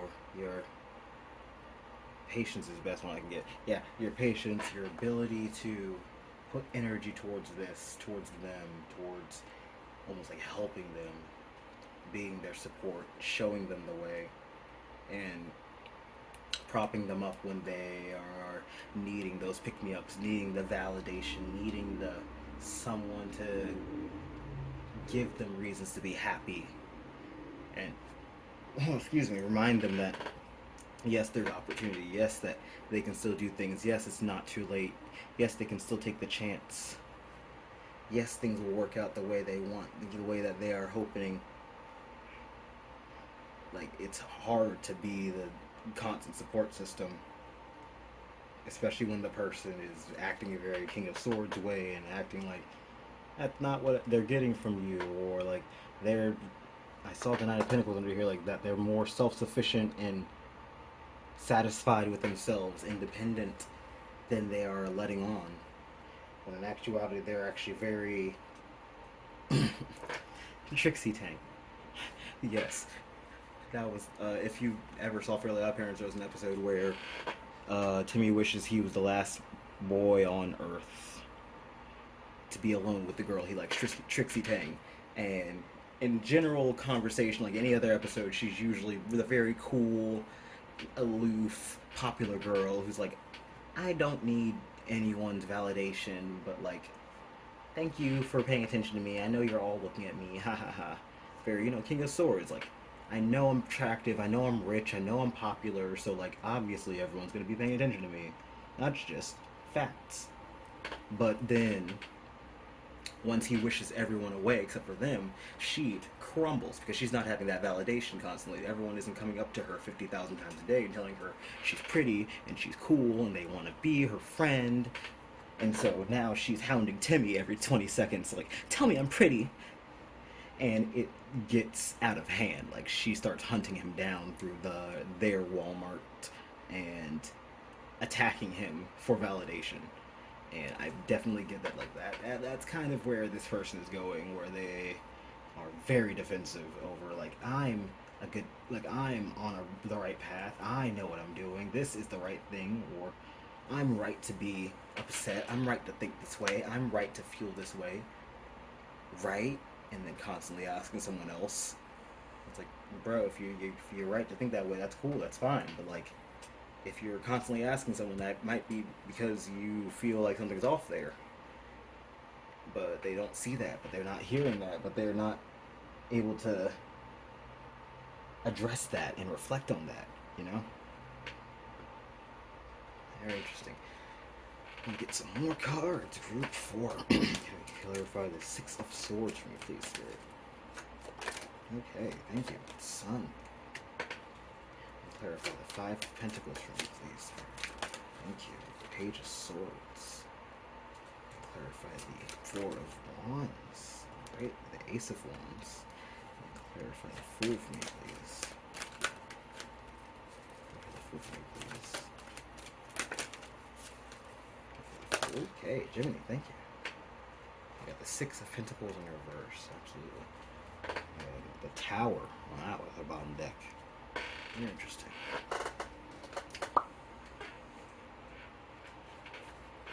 Absolutely, there is change needed. There's a perspective view, a world view, a paradigm, a way of living, a way of doing things that needs to get changed because it's not working. They aren't seeing the fact that things are just like they are. How do I want to say it? The fool has all this opportunity, but they're being foolish and thinking that they need someone else to give them this opportunity. They need someone else to remind them that it's there for them, that they can do this, that they have this skill, this talent, this opportunity. because like it's there, yeah. And if they took the chance, if they took the steps that were necessary, whether it took, with the Page of Swords, planning them out, making a list, maybe even admitting that you don't have all the skills or ability, that you might need to practice, that you might need to go get some new education, get a mentorship, take a new path, a new journey, ask for help. That might be something that they really hate doing. With the 5 going to the 6 of Pentacles, and I mean, we've got the 6s uh, rounding out the reading. I really feel like this person's wants to be harmonious in themselves and act like they are able to just smooth sail, move on, heal, do things all by themselves, and that it's fine, everything's fine. They know exactly what they're doing, how to steer this ship. I keep getting cartoon references in like kids shows, so they might be someone who's either very like childish, young at heart, a younger person, or just naive, have a very like young, immature, still developing mindset, view of the world, ego, might still be just very much maturing. And I heard second adolescence for some of them, for some of you, and that's usually something that happens when like you come from a very sheltered life and now you have to come out and deal with the real world, like being an adult and growing up and handling life as a capital H human instead of a child or as a protected, sheltered person. And that usually leads to some recklessness. You kind of just living to be happy and satisfy temporary whims. So really what I'm getting with that sun energy, like the sun is usually very whimsical, fulfilling, and it's the happiest card in the deck, generally. We actually got 2 of the happiest cards. We got the sun and the 4 of Wands. But the sun, I feel like it's almost like a veneer, because where they really need to be focusing on this healing, on this self-reflection, like be in a place of peace, they're more trying to like tune out anything that's unpleasant, trying to just enjoy yourself to the point where you can't feel pain or deal with anything that's not super fun and enjoyable, and toxic positivity, that's the words I'm looking for, where if it's not a good feeling, then it's not a feeling that I'm acknowledging, and that's not healthy, that's not helpful. That leads to a buildup of the unhealthy things, of the negative feelings, until it just boils over. That might be a problem that this person deals with. Because one thing I'm not seeing in this reading, I see swords, I see wands, I see major arcana, I see pentacles. I don't see any cups. I see no water, not even a little. And even the only cards that have water are very like distant, except for the 6 of swords. There's water over here, very in the distance. You got the waves off in the distance, and also supposed to be mountains. You got actually supposed to be mountains. Yeah, we got very little water here, even in the imagery. And the only card that really has water is the 6 of Swords. It's all about processing things, being reflective, dealing with your emotions, and bringing peace to your thoughts. This person is not doing that. They're just putting it off. And with the 4 of Wands and the Ace of Wands, it almost feels like they're jumping from situation to situation, from goal to goal, to or from post to post, checkpoint to checkpoint, just to get things done, just get things checked off. Like I said, slogging through the day, just going through the motions, not really wanting to confront what's wrong, what's actually there, actually have any new ideas or have any new angles, perspectives. They just want to keep going the way they are. Almost like people who want to deny that the system of labor and things is messed up the way it is. Like, oh no, it's fine. We just need people just need to get better degrees and work better jobs and things. It's like, no, Sheldon, the housing market is an absolute mess. Capitalism is ruining just jobs and the market in general. People can't afford to go to school, and when they go to school, they can't afford it afterwards, and then they still don't get the jobs that they were supposed to get. And so now they are stuck with these multi-figure debts with these barely scraping by paychecks, and it becomes a dismal spiral of hopelessness. So yeah, of course things look hopeless and bleak, but you can't just be like, yeah, well, it's not their fault. It's not our fault. I mean, the system's fine. There's nothing wrong with the way it is. It's just, you guys just need to try harder. I just need to. You just need to take a different look at it. It's like, no, the whole system needs to crumble. That tower, the whole system needs to crumble. It needs to be taken down. The way that they live their life, the way that they are thinking, the way that they are progressing is not healthy, is not conducive to progress, actual forward motion, and is going to lead them towards a being stuck in a box, in a cycle, stuck in unhealthy habits that only they can get themselves out of. And I feel like this is something that you've observed. Like, you might have, with all of your emotions, intuitiveness, you might have even tried to help them, tried to care for them, lead them, direct them on the right path, or be there for them, their support system, when they messed up or when they were trying to take things a certain way and it didn't work out, and then they were just stuck up Schitt's Creek without a paddle, and hoped that you would help them, and you did, or you gave them the advice or the life preserver that they needed, and now somehow they keep ending up the same creek 3 times a week, and you're just like done, over it. Or you see them, maybe it hasn't even happened, there hasn't even been an issue, but you see their habits, the way they think, the way they act, and you're like, I cannot stick around this. I cannot feed into this. You may have even dealt with it in the past. With that mermaid energy, you may have dealt with people who are that same kind of sometimey, messy person, and you cannot help those who are too immature to see or be reflective. You can only stand by and hope that they,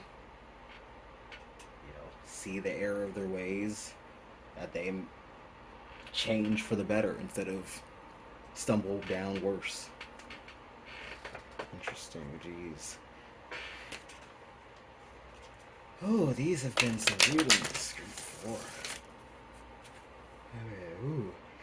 I'm tired, Totally. You guys tired? You tired of this person? Are they draining of you?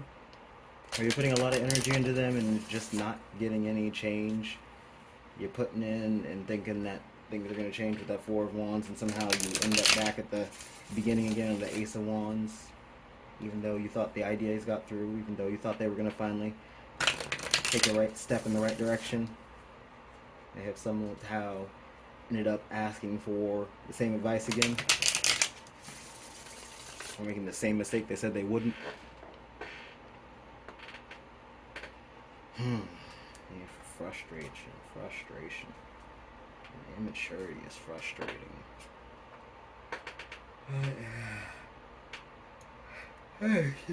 Sometimes you can only hope for and support for someone to heal and grow and come to realizations that will help them in the future. And maybe, hey, you guys, if you become distant and aren't able to spend time with each other because things are stressful, because of the way that they act, the way that they're living, the way that they're thinking.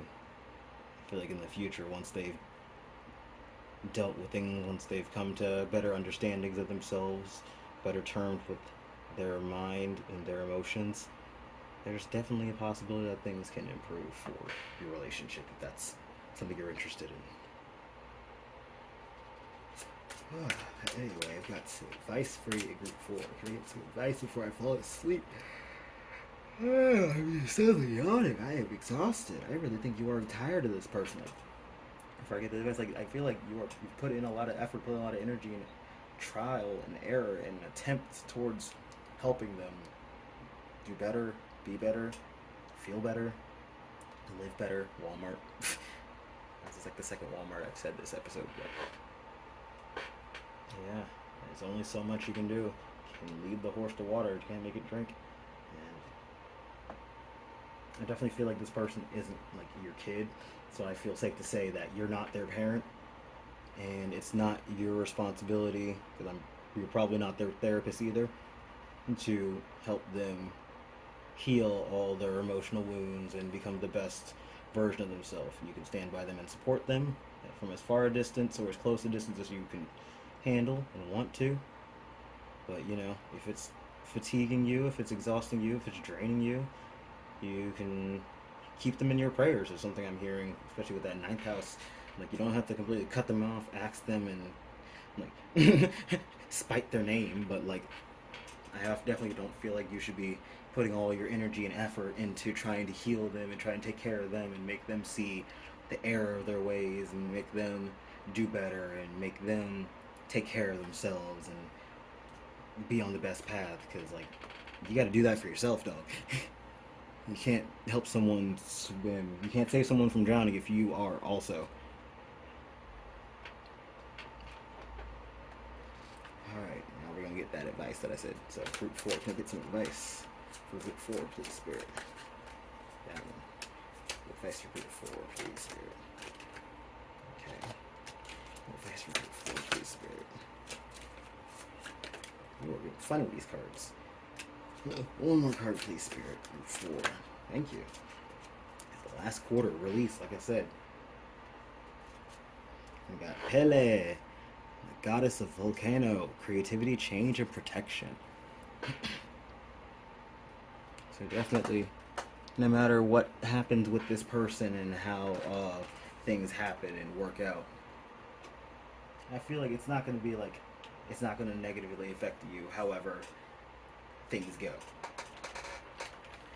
And should you have interest in improving things, I feel like you have the right moves, the right ideas, the right mental clarity and emotional maturity to make the right steps so that even if they make some off-color remarks or moves, your bases are covered and you are coming out as the one who's, you know, not misstepped. So if anything, it would be on them to come back and apologize, or for them to make the next move and be like, yo, so I was out of line back then, my bad, I hope you can forgive me, I hope things are still cool, because we were cool, you were cool, you know, that kind of energy.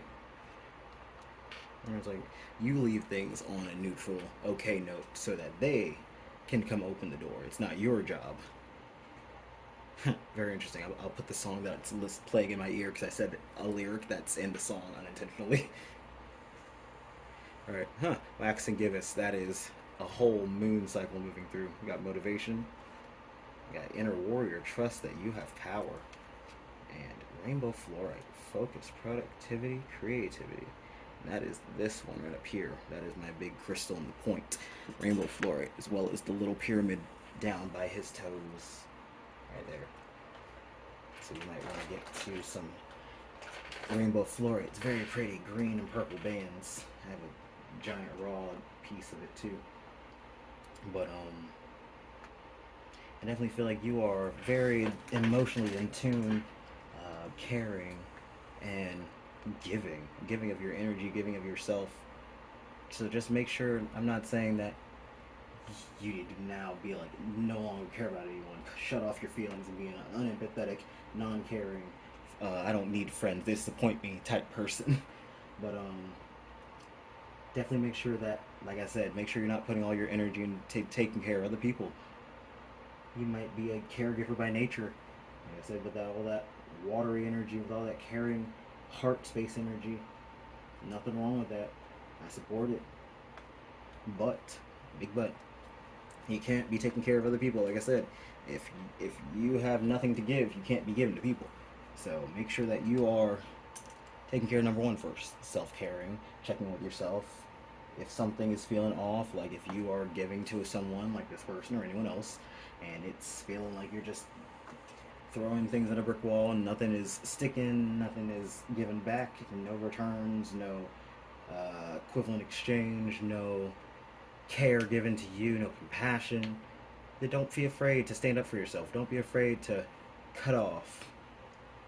It's very interesting because the Page of Swords is right underneath this inner warrior, but this inner warrior feels more like a Queen of Swords than the Page of Swords. So yeah, strike with that power, the force of someone who knows how to wield their words and knows the weight of their actions. You're not someone who just is malicious. You don't attack people. You don't manipulate people. You're not out here just using your charm and your love to get things from people. That's not you, Root 4. I definitely don't see that for you. But you might be someone who, with how empathetic and caring you are, you might be swayed by people sometimes because you want to take care of them. You want to see them change and improve for the best.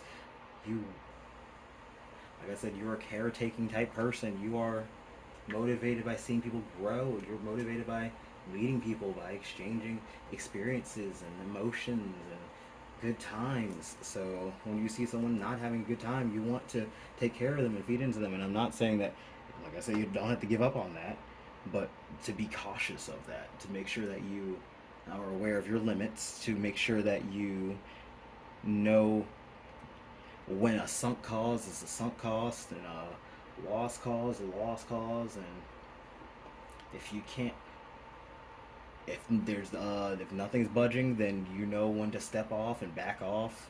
And if someone's being aggressive, then you know that just to be nice, kill them with kindness. You've done nothing wrong. To just keep your priorities in check, to keep yourself, your own awareness, your own truths to yourself. I feel like you have a very a clear set of morals and code, things you believe in and stand for, and things that, like, lines that you'd cross, that you won't stand for being crossed, or behavior that you won't stand for or settle for. And there may be some things that might need to get added to that list that you've excused in the past. Or there may be things that you may have to look out for that got past your sensors and radars before. Nothing wrong with that. It's not something you have to beat yourself up for letting things happen or for letting certain people, certain situations slip past your radar. It happens. Some people know how to pander to our feelings. Some people change as you get to know them, or change over time due to circumstance. It's not a fault in you for trusting and believing and having a heart and caring for people. It's never a fault in you for being empathetic and caring. And that caring, open, bleeding heart is a great strength of yours. That's why it's got to be guarded. Because only those who are worthy, who deserve, who have earned that priority and earned that care and focus, should be able to have access to that, to those feelings, to that empathy, and to that real connection. You just have to be careful. Like Pele, she is a lovely, beautiful, powerful goddess, and she is passionate, she is giving, she is creative. She leaves, when volcanoes erupt, they leave fertile ground behind for things to grow on. It might be destructive at first, but the things that are left behind will grow beautiful, big, bountiful harvests. And that is a power you have to you also have to learn and utilize, is the full strength of your emotions, and how emotions in general can be very powerful tools and catalysts, both in making you act on those emotions, or making you think in certain ways due to those emotions. So there's definitely a need for you to make sure you stay self-aware. And channel those emotions into something healthy, something beautiful. You might be an artistic type. You might be an artist, writer, musician. Heck, you might just have hobbies you enjoy, like knitting, sewing, gaming, creating anything in general. Whatever it is that you're passionate about, put your heart into it, put your feelings into it. If you're able to channel those things that you feel into what you do, or do things on a whim, start a project or make some new project because you felt a certain way, and just see what the breath of your emotions can really create. Because I feel like you're used to the fact that your emotions can create chaos, can create upheaval, can destroy, but you haven't really tapped into that second half of Pele's power and seeing what that destruction can bring afterwards, and what peace and growth can come from the ashes. Oh, right. Root 4. Can I get some closing advice for Root 4, please, Spirit? Goodness. I'll take those. That's 4 exactly. Alright, thank you. Our bottom deck is Full Moon in Sagittarius. See the bigger picture. It's funny because I got that card earlier in the other deck from this, because yes, this is the same person who made the other Moonology deck. I was using it in a personal reading for myself, and I got, look at the bigger picture, Full Moon in Sagittarius. Buddies, we're buddies. We've got New Moon in Capricorn, Step Up and Lead. Full Moon in Gemini, Embrace the Flow of Life. Full Moon in Capricorn, Take a Reality Check. And then First Quarter Moon in Scorpio reversed, Release Your Blocks. Definitely, yeah. More on that, figuring out your boundaries, and if you've had boundaries, you know, putting armor on that bleeding heart. Make sure that you're not putting out too much energy or putting out unnecessary strain for people who don't deserve it, who are just going to take and drain you and not care whether or not you are taken care of and compensated fairly afterwards. It's okay to realize that things have changed, that emotions have changed, that situations have changed, and you are no longer satisfied with things the way things are, that you want change, that you want something else out of someone, or you want to adjust the way things are. Like, happy marriages usually almost always require some sort of adjustment and not functioning, what do you call it? Bargaining? Is that the word I'm looking for? Give and take is really the easiest way. You know, 6 of Pentacles, give and take. Mutual equivalent exchange. Embracing the flow of life, you know. Some things you might have to adjust, you might have to let things go, you might have to step on some toes, is what I'm hearing with that step up and lead. But they embrace the flow of life. You know, to have an uncomfortable conversation, a talk, and just lay things on the table. Because it's like, if you are getting your toes stepped on and you're feeling uncomfortable and you're unhappy in a situation, the only way it's going to change is if you say something, if something is brought up, if adjustments are made. Because otherwise, it's just going to keep lagging on and creating your resentment and creating a pattern, and you're just going to be stuck there for the rest of pretty much forever, until either you snap with that same habit energy from the other person, which I thought we were improving, both them and you, or that other person ends up changing something to suit their needs, which will cause you to have to realize or have to come to one or two things. Then you can either voice your concerns and bring them up and hope that things can change for the better for you, or continue just letting things be adjusted by other people, which if things are going to be adjusted anyway, why not adjust it to your needs? I'm just saying. So, TLDR. If something's bothering you, address it. Bring it up, because it's more uncomfortable to let it keep bothering you than to have the conversation.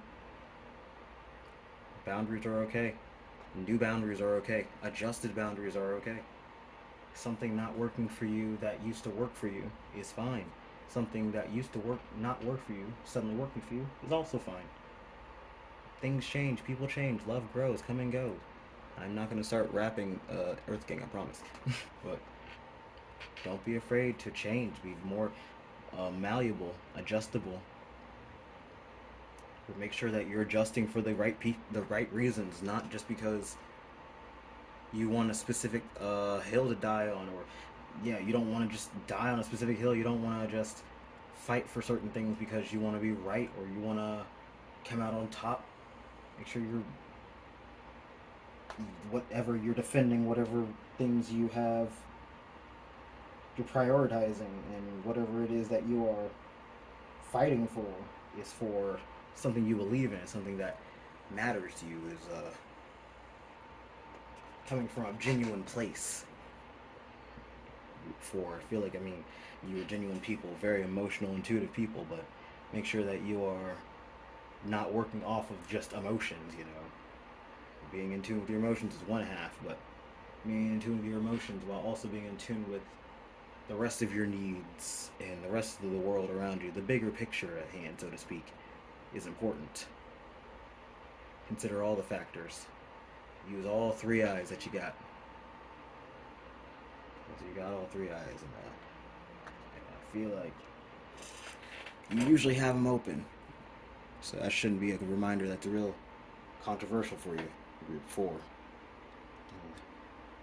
I don't think I have any more information for you guys, speaking of which. So thank you so much for tuning into this reading. Thank you to your guys as well as mine for helping me get these messages channeled and out to you guys.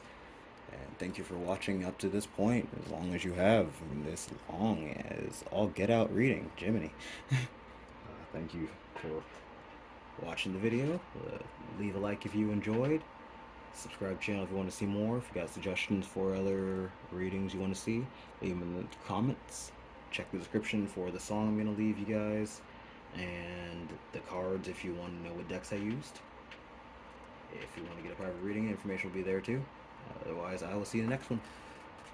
Hello, and welcome Group 5. If you chose the Rose Quartz Spear sitting on the Hematite Ring, this is going to be your group. I do not know why I have such an anxious feeling going into this group, but we shall see. We are asking our spirits today about why the person you're thinking of, who you chose for this pile, why they bother you, irk you, what, you know, what's up with the, what's sour between you, what's not right. Something's not right in the ocean, you know. So, we're going to lay it out as follows. We're going to have you over here on the left, your person, the person you selected for, over on the right, and then the connecting energy down in the middle. And so, starting with your cards, we have Kraken with Mystery. Got Cycle in reverse. Libra with Eye Balance, number 19. And Debilitated with Discomfort, number 14. Interesting.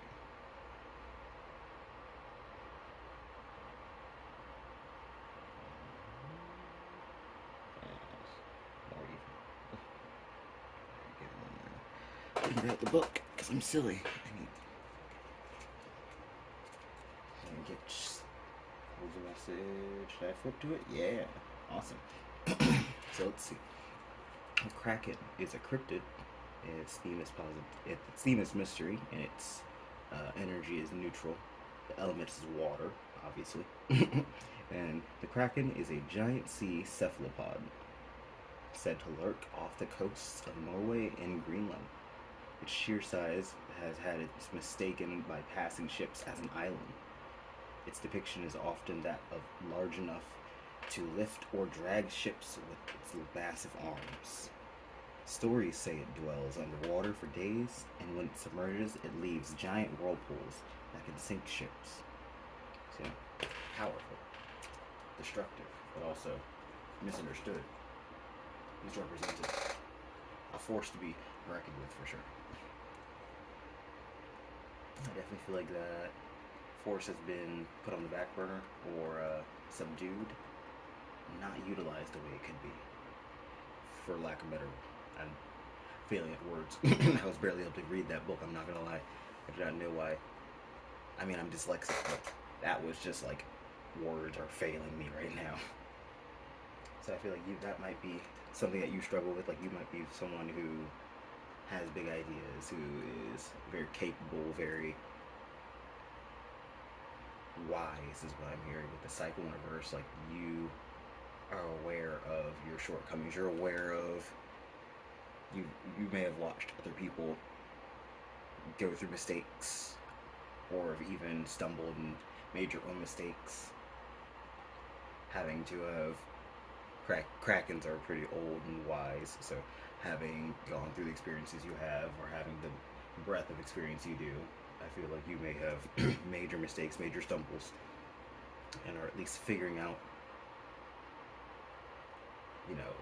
how to properly go about things, how to make yourself comfortable in discomfort, even, and how to find your way out of the maze and the cycles that keep you stuck, keep you repeating mistakes, or keep you prone to being in the same uncomfortable situations, having them keep being mistaken for an island or for some unwieldy creature when you are just a powerful ancient being who's trying to mind their business, do their thing, and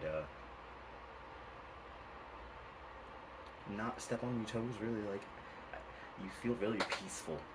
Kraken's out here just minding his business. I mean, debilitated as much as that's an uncomfortable, and it's very Escher-esque, this picture. The palette is very neutral, it's very muted, very calm. I feel like that's something that you don't get often, is just time for peace, time for balance, time for relaxing, and time for taking care of you. The big things, the big important people.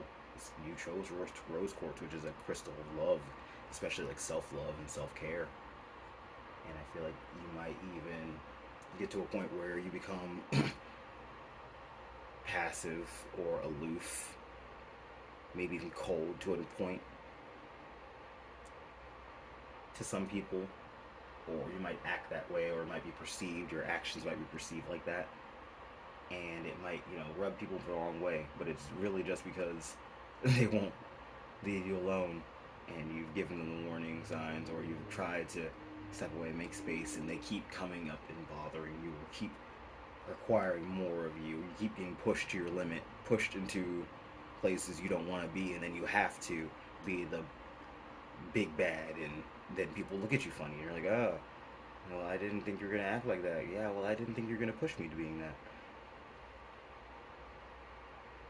Like, I feel like you're a very peaceful, quiet, like a quiet kid in school, You're very peaceful, and you're very mind your business, stay in your lane, but then you keep being put into uncomfortable situations, and you getting pushed to your limits, and now you have to do something, or you're going to be stuck in this situation forever. And then when you do something, no one enjoys it. It's not fun for you, it's not fun for them. That might be pertaining to your person, which we're going to get their cards out now. So let's see what your person's cards are. You got Nessie, Longevity, another water card.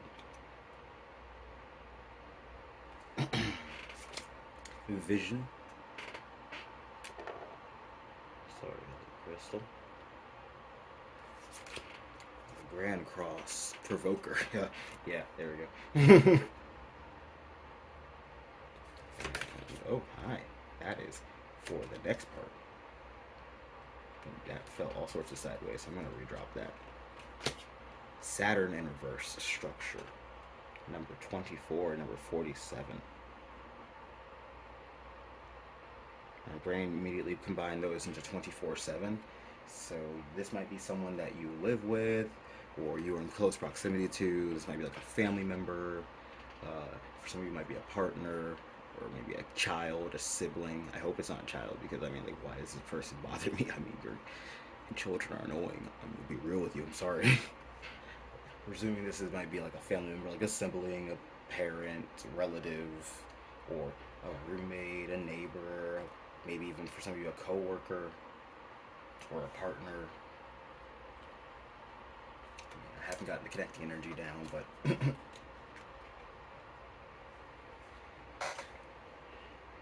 whereas you are almost like comfortable with discomfort, or you've found like a comfort, a stability in that, this person is more or less, while you both are very emotionally driven, and they can see where it is that things need to be improved for them, it's like they don't have either the personal belief in themselves, the strength to put their best foot forward, to take the steps that are necessary, or if they feel like they need the validation, the motivation from someone else or somewhere else to help push the vision forward, to help get their idea off the ground and give them the motivation that is necessary to help. They like you both are these mythical water creatures, and I'm about to read their page in the booklet. Don't get me wrong, I didn't forget, but it's like you have already seen where this goes. You've seen how the path to balancing things, the path to making things work even when in dire situations. Whereas this person, you see in this vision card, there's the gem that the owl is holding up, but they're blindfolded to it. Like they know they have it, they just don't see that. And I feel like this person doesn't see the potential, the ability that they have in their hands because they are too reliant on having other people show it to them, which is very interesting. All right, so we got Nessie is cryptid, of course. The theme is longevity. It's positive. The element is water, and it says Nessie, or the Loch Ness monster, is a popular cryptid from Scottish folklore and inhabits Loch Ness in the Scottish Highlands. She is often depicted as kind of plesiosaur with a long neck and small head. Sightings of the creature date back to as early as the 6th century, making Nessie very long-lived indeed. So yeah, you guys are both very old, very wise sea creatures with lots of deep wisdom and emotions, but it's the way you utilize them that is different. I feel like this person sees themselves more of a follower than a leader, even though they have all the ability, the strength, and the knowledge to lead the pack. Like they could be the provoker themselves, but I feel like there's almost like a lack of confidence or a lack of self-motivation to get it underway, to be the leader of the pack. Interesting. I want to see your connecting energy now. We saw the toxic, and I wanted to redrop it. Okay, so reverse. Toxic in reverse. We got part of fortune increase. And Pisces in reverse. Sensitize.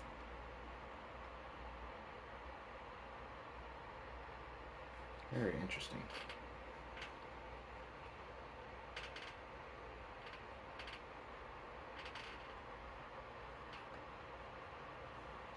Interesting that the heart of fortune is just 2 numbers behind the Grand Cross.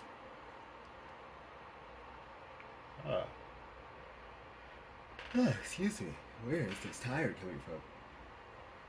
From them. Yeah, you are the one who's been their motivation. And they've been leaning on you, going to you, relying on you to fuel them, to validate them, to motivate them, to be the one in their court all the time. And you know that it's not like ill will. They're not trying to take from you. They're not trying to distract you, and they're not trying to, interfere or anything. But it's much, like I said, it's very much like a child situation where it's like they are almost acting dependent on you, when in actuality they are very wise, they are very mature, they have this ability themselves to grow. And I feel like even if you were to make things more equal, more equivalent in exchange in the way that you guys give and take, it could even work. But that would require them to be more self-aware, is what I'm hearing. Like, I feel like they don't even see that the structure that they're working with is flimsy. Like they've got crumbling foundation, but they want to build stories and stories of skyscrapers on top of this piss poor crumbling concrete that they call foundation. And they just want you to sign off and help them support with just as many beams as possible, or continuing to touch things up instead of just stopping, clearing the foundation away, and setting up something more solid that'll actually hold them for their mega million skyscraper or whatever metaphors. Point is they, ooh, ow. Point is they're not self-fueled as much as they could be, and that is mostly, it's not malicious. It's just a consequence of getting really hangman energy, where like they need a new perspective. They need to view things differently, view themselves, view the situation, view your relationship as more reciprocal than a one-sided just energy sink. And I also feel like that they don't see how it's hurting you, or they don't see the pattern where it's, they think that this is aiding you as well. Like, let's say if you're a photographer or something, and they are like an Instagram influencer, and you are taking pictures of them constantly and posting them all over, and they're posting them all over their social media, but either they're not tagging you or anything, or you're not getting any sort of compensation at all, and they're just getting deals and sponsorships and brands, and they're increasing and they're growing and they're doing better, and you still have pretty much the same couple hundred followers and lack of bookings that you had before. But they're blowing up, they're doing well for themselves, and they're like, oh, we should be happy, we should be celebrating, this is great. It's like, yeah, great for you. Meanwhile, over here, we're sinking. They just need to take a more broad look at what's happening and what the consequences of actions are, almost. Like, there's a self-awareness issue for sure. And there's also a reciprocation issue. Making sure that everyone is taken care of in the equal capacities, and not one person being the pillar of strength and the other person riding off of their energy, riding off of their abilities. For sure. I'm gonna get some tarot cards for y'all. This is very interesting group 5.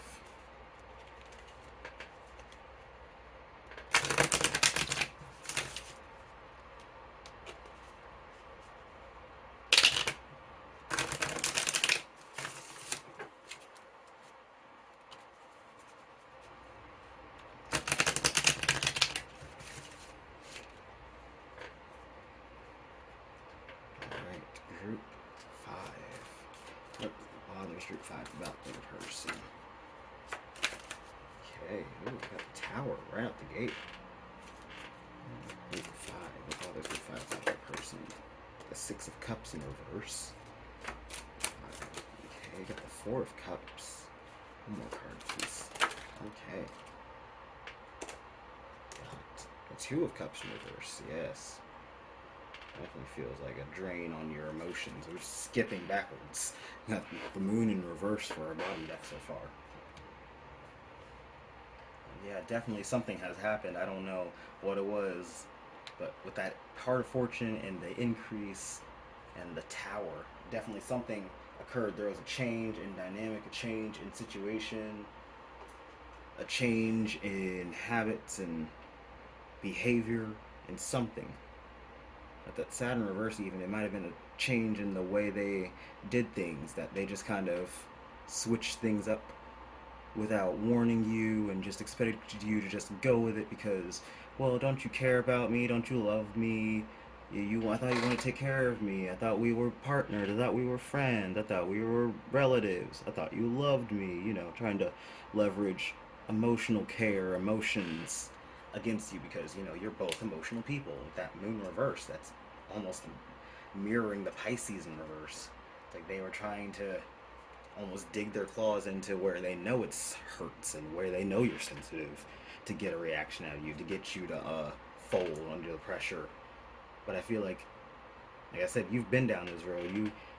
you have toughened up a little. You are doing more of the take no shit, do no harm route, where you are trying to just deal with and work with satisfying yourself and your needs, and work through the uncomfortable situations instead of stay in the uncomfortable situations, and recognize when you are putting yourself into situations that aren't working, situations that don't help, situations that are just going to end in dead ends and misery, and learn how to circumnavigate those, even if it looks like it might be fun, even if it's something that worked before, or something that you tolerated before, or from someone you know and you thought could trust. Because people can change, because situations can change, emotions can change.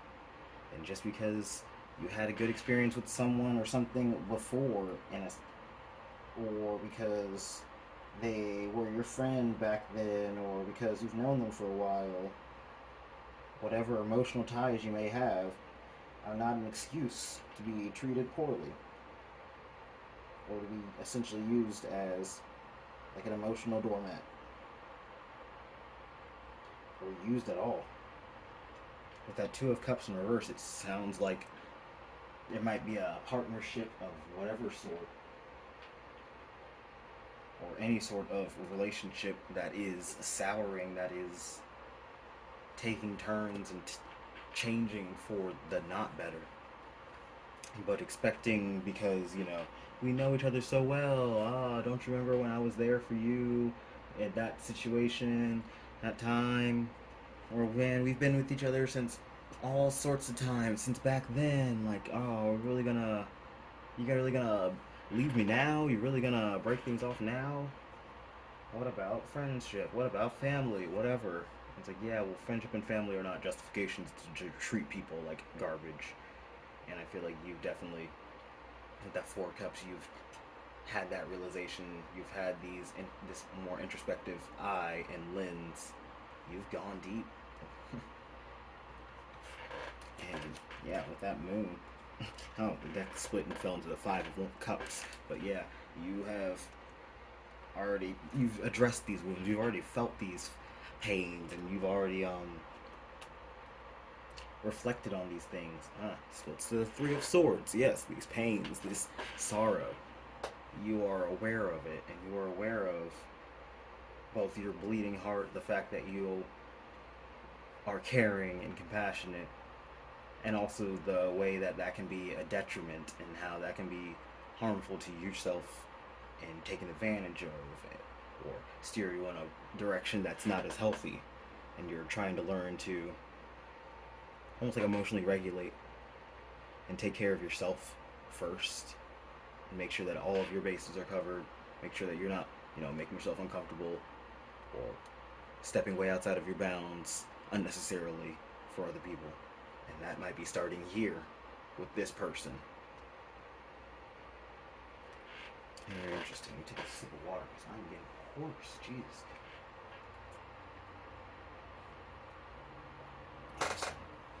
Alright, Spirit, can you clarify the tower for me, please? Okay, Jimmy. Alright, yo. I love it when you chuck my cards. Seriously, where did you throw it? There it is. Okay. You got the King of Pentacles in reverse. Yeah. And that was the change. Selfishness. And clarify the Six of Cups, please. Thank you. One card, please. Clarify the Six of Cups, please. Thank you. Ten of Wands. Clarify the Four of Cups. Goodness, golly gosh. Just throwing cards. Yeah. The Queen of Swords.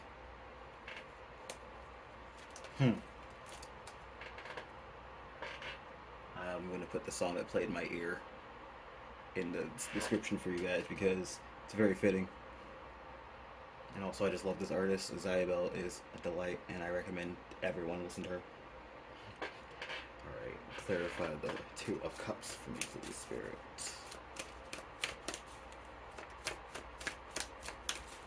One card, please, for the Two of Cups. that one. Thank you. High Priestess in reverse. You flashed at me earlier.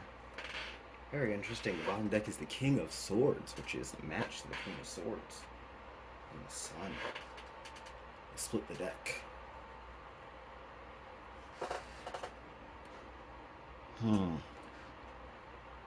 Exactly. Like, I feel like this doesn't have to be like a complete lost situation. Like, this person has just lost their way. Where did my crystal go? I just needed my crystal. Exactly. They have the prize, the pretty stone, the clarity, and all that they needed. And they've kind of either taken it to the extreme or they've lost really the meaning of it. Or like when people kind of sell out or just do things for the money or for clout.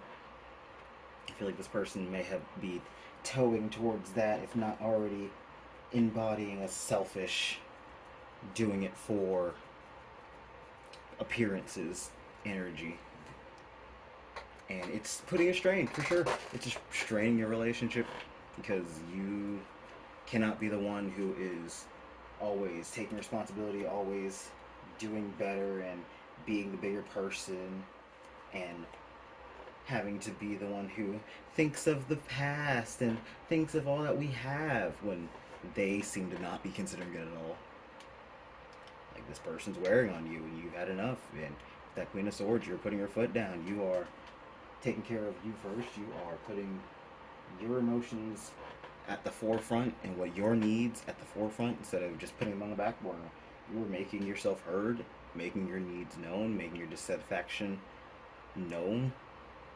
And if they don't like it, they will have to either adjust or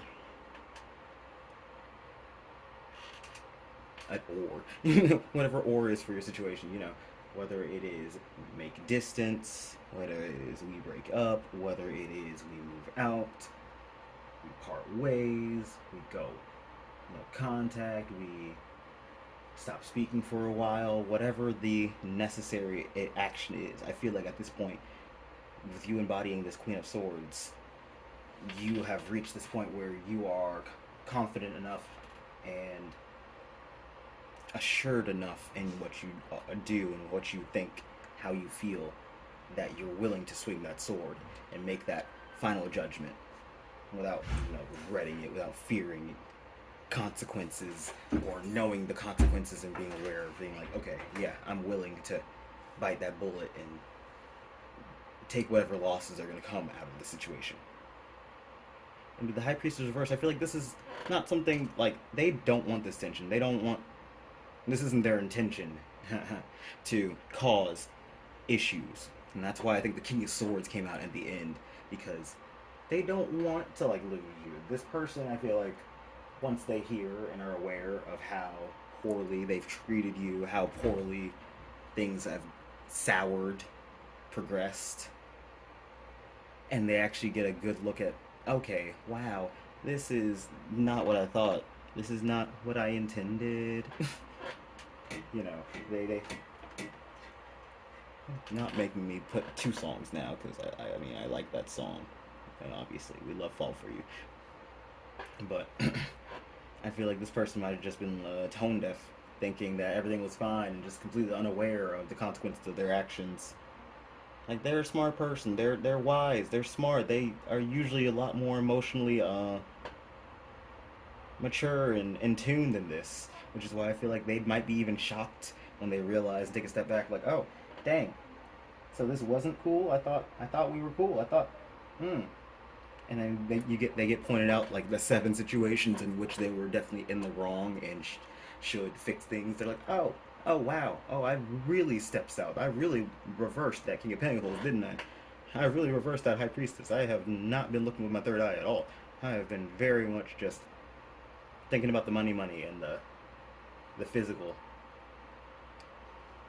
And once they come out of that egoic, very 3D mindset and very all about what you can do for me and what I want, they'll come to a more logical conclusion. They'll come back to that King of Swords, and I feel like you guys will once again be able to mesh and connect and work out as you know, whatever it is you guys might be, whether it's friends, whether it's romantic partners, you know, family, which is very interesting because this is the first pile out of all five of them where it actually might actually come correct in the end. But the problem I get, which is why I was kind of mildly dreading it, because you're just worried about how the situation will end up if you say something, if you speak up, make your thoughts known, and voice your opinions. But really, I feel like this person with that Two of Cups in reverse and the High Priestess, this person cares, and all these cups they care. They would like to not step on your toes specifically. They're not trying to maliciously go out of their way to hurt you or do something to attack you. They're just doing their thing, and it has kind of bordered into the category of pushing boundaries or stepping on toes without them realizing it or recognizing it. They need a reality check. They need someone to grab them by the shoulders and shake them, give them a little Edna mode to Elastigirl and smack them a couple times. Don't note. I'm not condoning you smacking people. Don't go hit someone and say my tarot reader told me to hit you. I did not. All right, we're gonna get you some advice. Gotta be nice. It'll be about whatever they want it to be about, because it doesn't have to be about this reading. We've been getting advice that's tangential, completely non-related.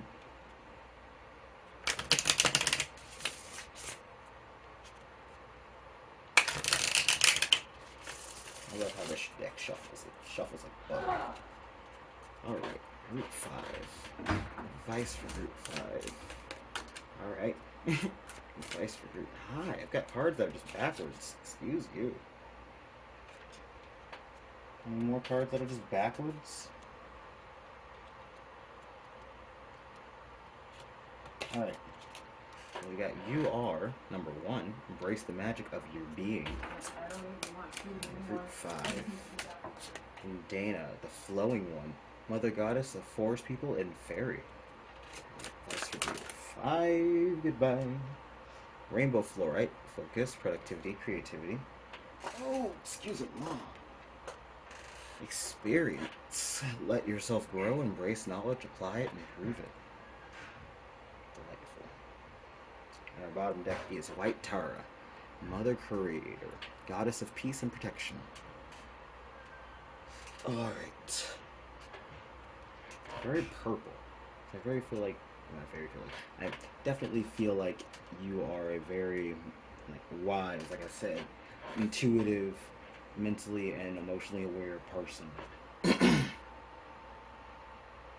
And the only thing that is really of I might be a struggle is making sure that you keep your own emotions on the forefront, keep your own needs and wants on the forefront instead of sacrificing what you want to keep peace, to keep things flowing as they were. And just because things have to stop to be adjusted doesn't mean they won't flow better. You know, that's why things go under construction and maintenance. Because they weren't working before. They get stopped entirely so that they can get the bugs worked out and buff out the scratches, and then we turn it back on and suddenly it's doing twice as good. You don't just let things suddenly fall apart and crumble. That's how you get collapses of infrastructure. And there goes back to that foundation, cracky foundation in the super duper tall buildings. You can't have good, healthy relationships or situations really if you don't make things, if you don't set good boundaries, have good communication, and have a good start to things, healthy, essentially just healthy communication from the get-go. Or at the very least, if you don't stop and sit down and have that conversation and lay things out about what is and isn't working, what needs to be adjusted, things will never improve. And it's cool that if it takes time to get it out, you don't have to do a whole big honking conversation or have like a contract or something. You can do it like in doses. You know, you might not even understand or know that something is off at one time. But if you notice a few weeks, months, etc. Down the line that something feels weird, something's not working, something's not right, you need an adjustment, that's the perfect time to bring it up once you've got your thoughts collected and you're like, I have seemed to glean the issue. Or if you really cannot figure it out, there's both just meditating, figuring it out in yourself, like kind of focusing on the emotion. You can journal, you can confer with people you trust. It's like something's bothering me, and see if they can't help you and get to the bottom of it. Sometimes just having that outside perspective, the outside knowledge and experience of people who have been through similar situations or similar states of mind. It's like, you are powerful and you are wise, but you're not all knowing. And sure, the more you go through, the older you get, and the more you experience, the more you'll be able to have answers to your own questions and experiences and queries, and handle things better without like flinching or struggling as much. That's just maturing and dealing with life. You panic and deal with your first crush in like middle or high school a lot different than you do your 10th or 20th or whatever crush in your 20s or your 30s. That's just experience. That's just growing. That's just understanding yourself and emotions and what you're looking for and what you need better. It comes with time and practice. It's cool if you don't got all the kinks worked out now, and it's okay if you end up in situations that are like confounding or confusing or not quite right. Because that's just life. That's experience. That's human nature to screw up. And sometimes you say things you don't mean. Sometimes you put your energy in the wrong basket. You have to go back 3 steps and reevaluate where you were. But so long as you are pretty much keeping in tune with yourself, keeping in tune with what you want, what you need, what's working and what isn't, which may include meditating, which may include journaling, which may include just being mindful of your emotions day to day, and however that works for you. And for some of you with that rainbow flare, it might include, creating. You might be an artistic person, an artistic soul who enjoys making things, drawing, writing, poetry, photography. Those are some of the things I'm hearing. Painting. I really feel like you're an artistic, or even nature. You might really enjoy gardening, or like herbalism. Putting your focus and your energy in that, and keeping in tune with like what works with you and what you really enjoy in that regard.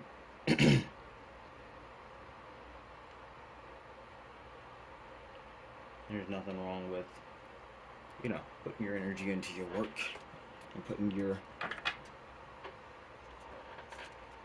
best foot forward in all regards, whether that means changing up the routine to fit you better, changing up the lifestyle to fit you better, changing up the diet to fit you better, adjusting your work hours if you can. I know money be tight out here, but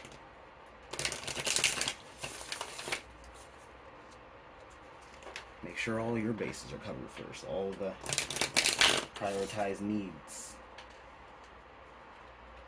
before you go out there worrying about other people's business and worrying about if everyone else is taken care of. You gotta make sure that number one is covered. Make sure that you're in a peaceful state of mind, and then you can worry about if Regina from accounting is cool.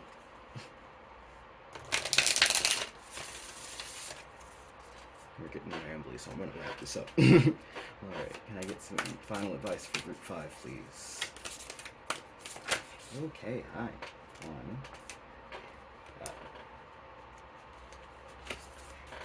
What is that? Last quarter moon Aquarius? Or first? Reflect on your priorities, yeah.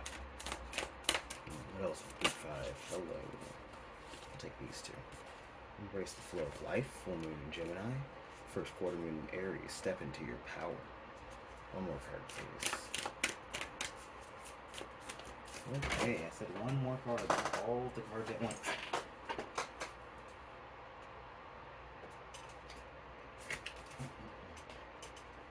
card.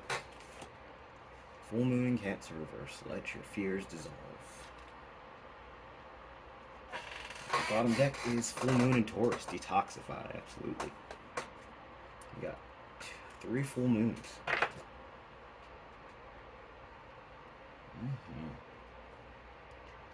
Absolutely.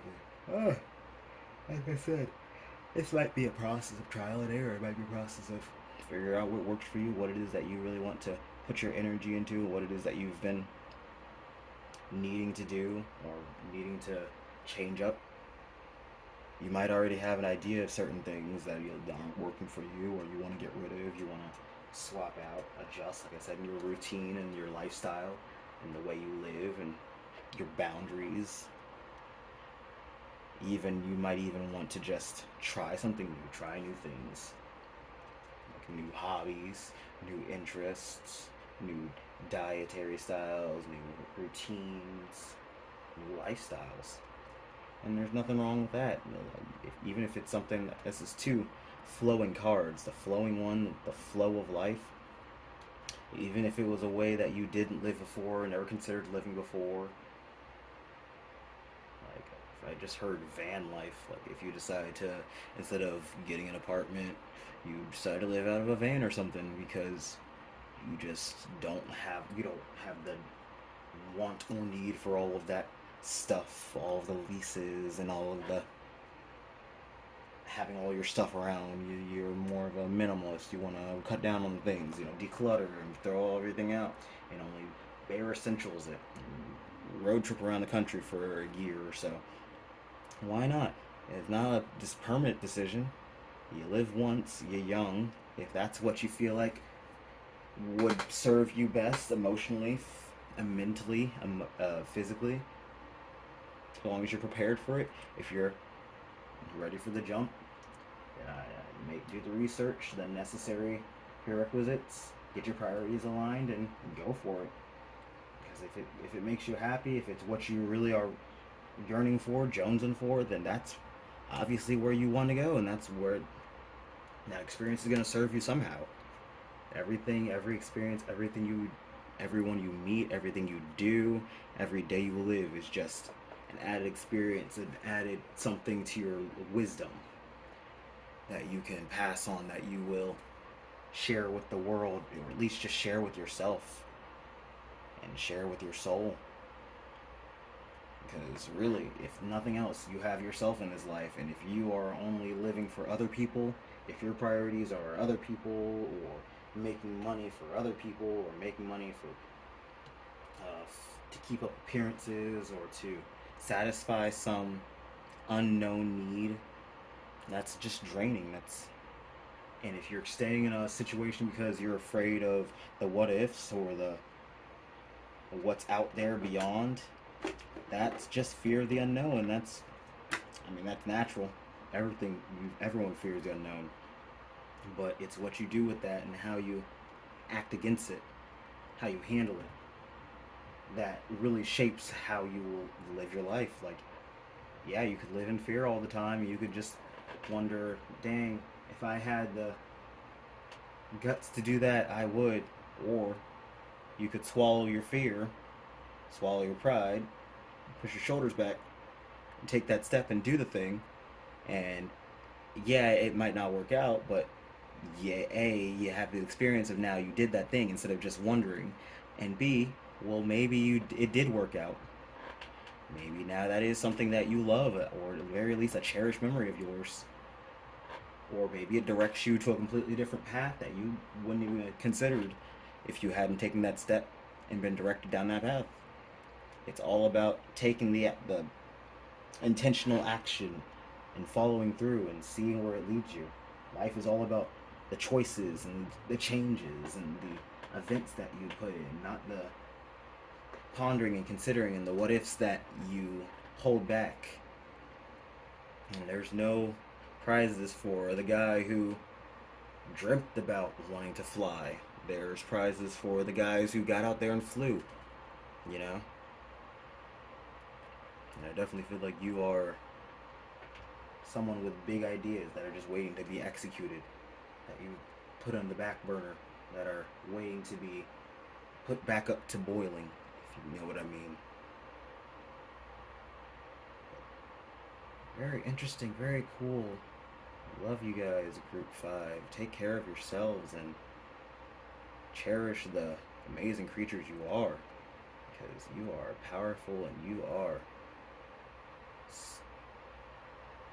Honestly, you guys are just amazing. I like you. Like, you guys are super intuitive and powerful. You got big things ahead of you. Big change. The tower, the first card out the gate. Like, things are gonna happen for you. You just gotta take the steps and follow through, and it'll come to you. And I think that is what I've got for you guys today, Group 5. Thank you so much for tuning in. Thank you to your guides as well as mine for helping me channel these messages. And thank you for watching all the way to this point. If you enjoyed the reading, make sure you leave a like on the video, subscribe to the channel if you want to see more. If you got suggestions for future readings, just leave in the comments. Check the description for the songs I'm leaving, the decks that I use, as well as any, if you'd like a private reading at all, you can book one down there. Otherwise, I will see you in the next one.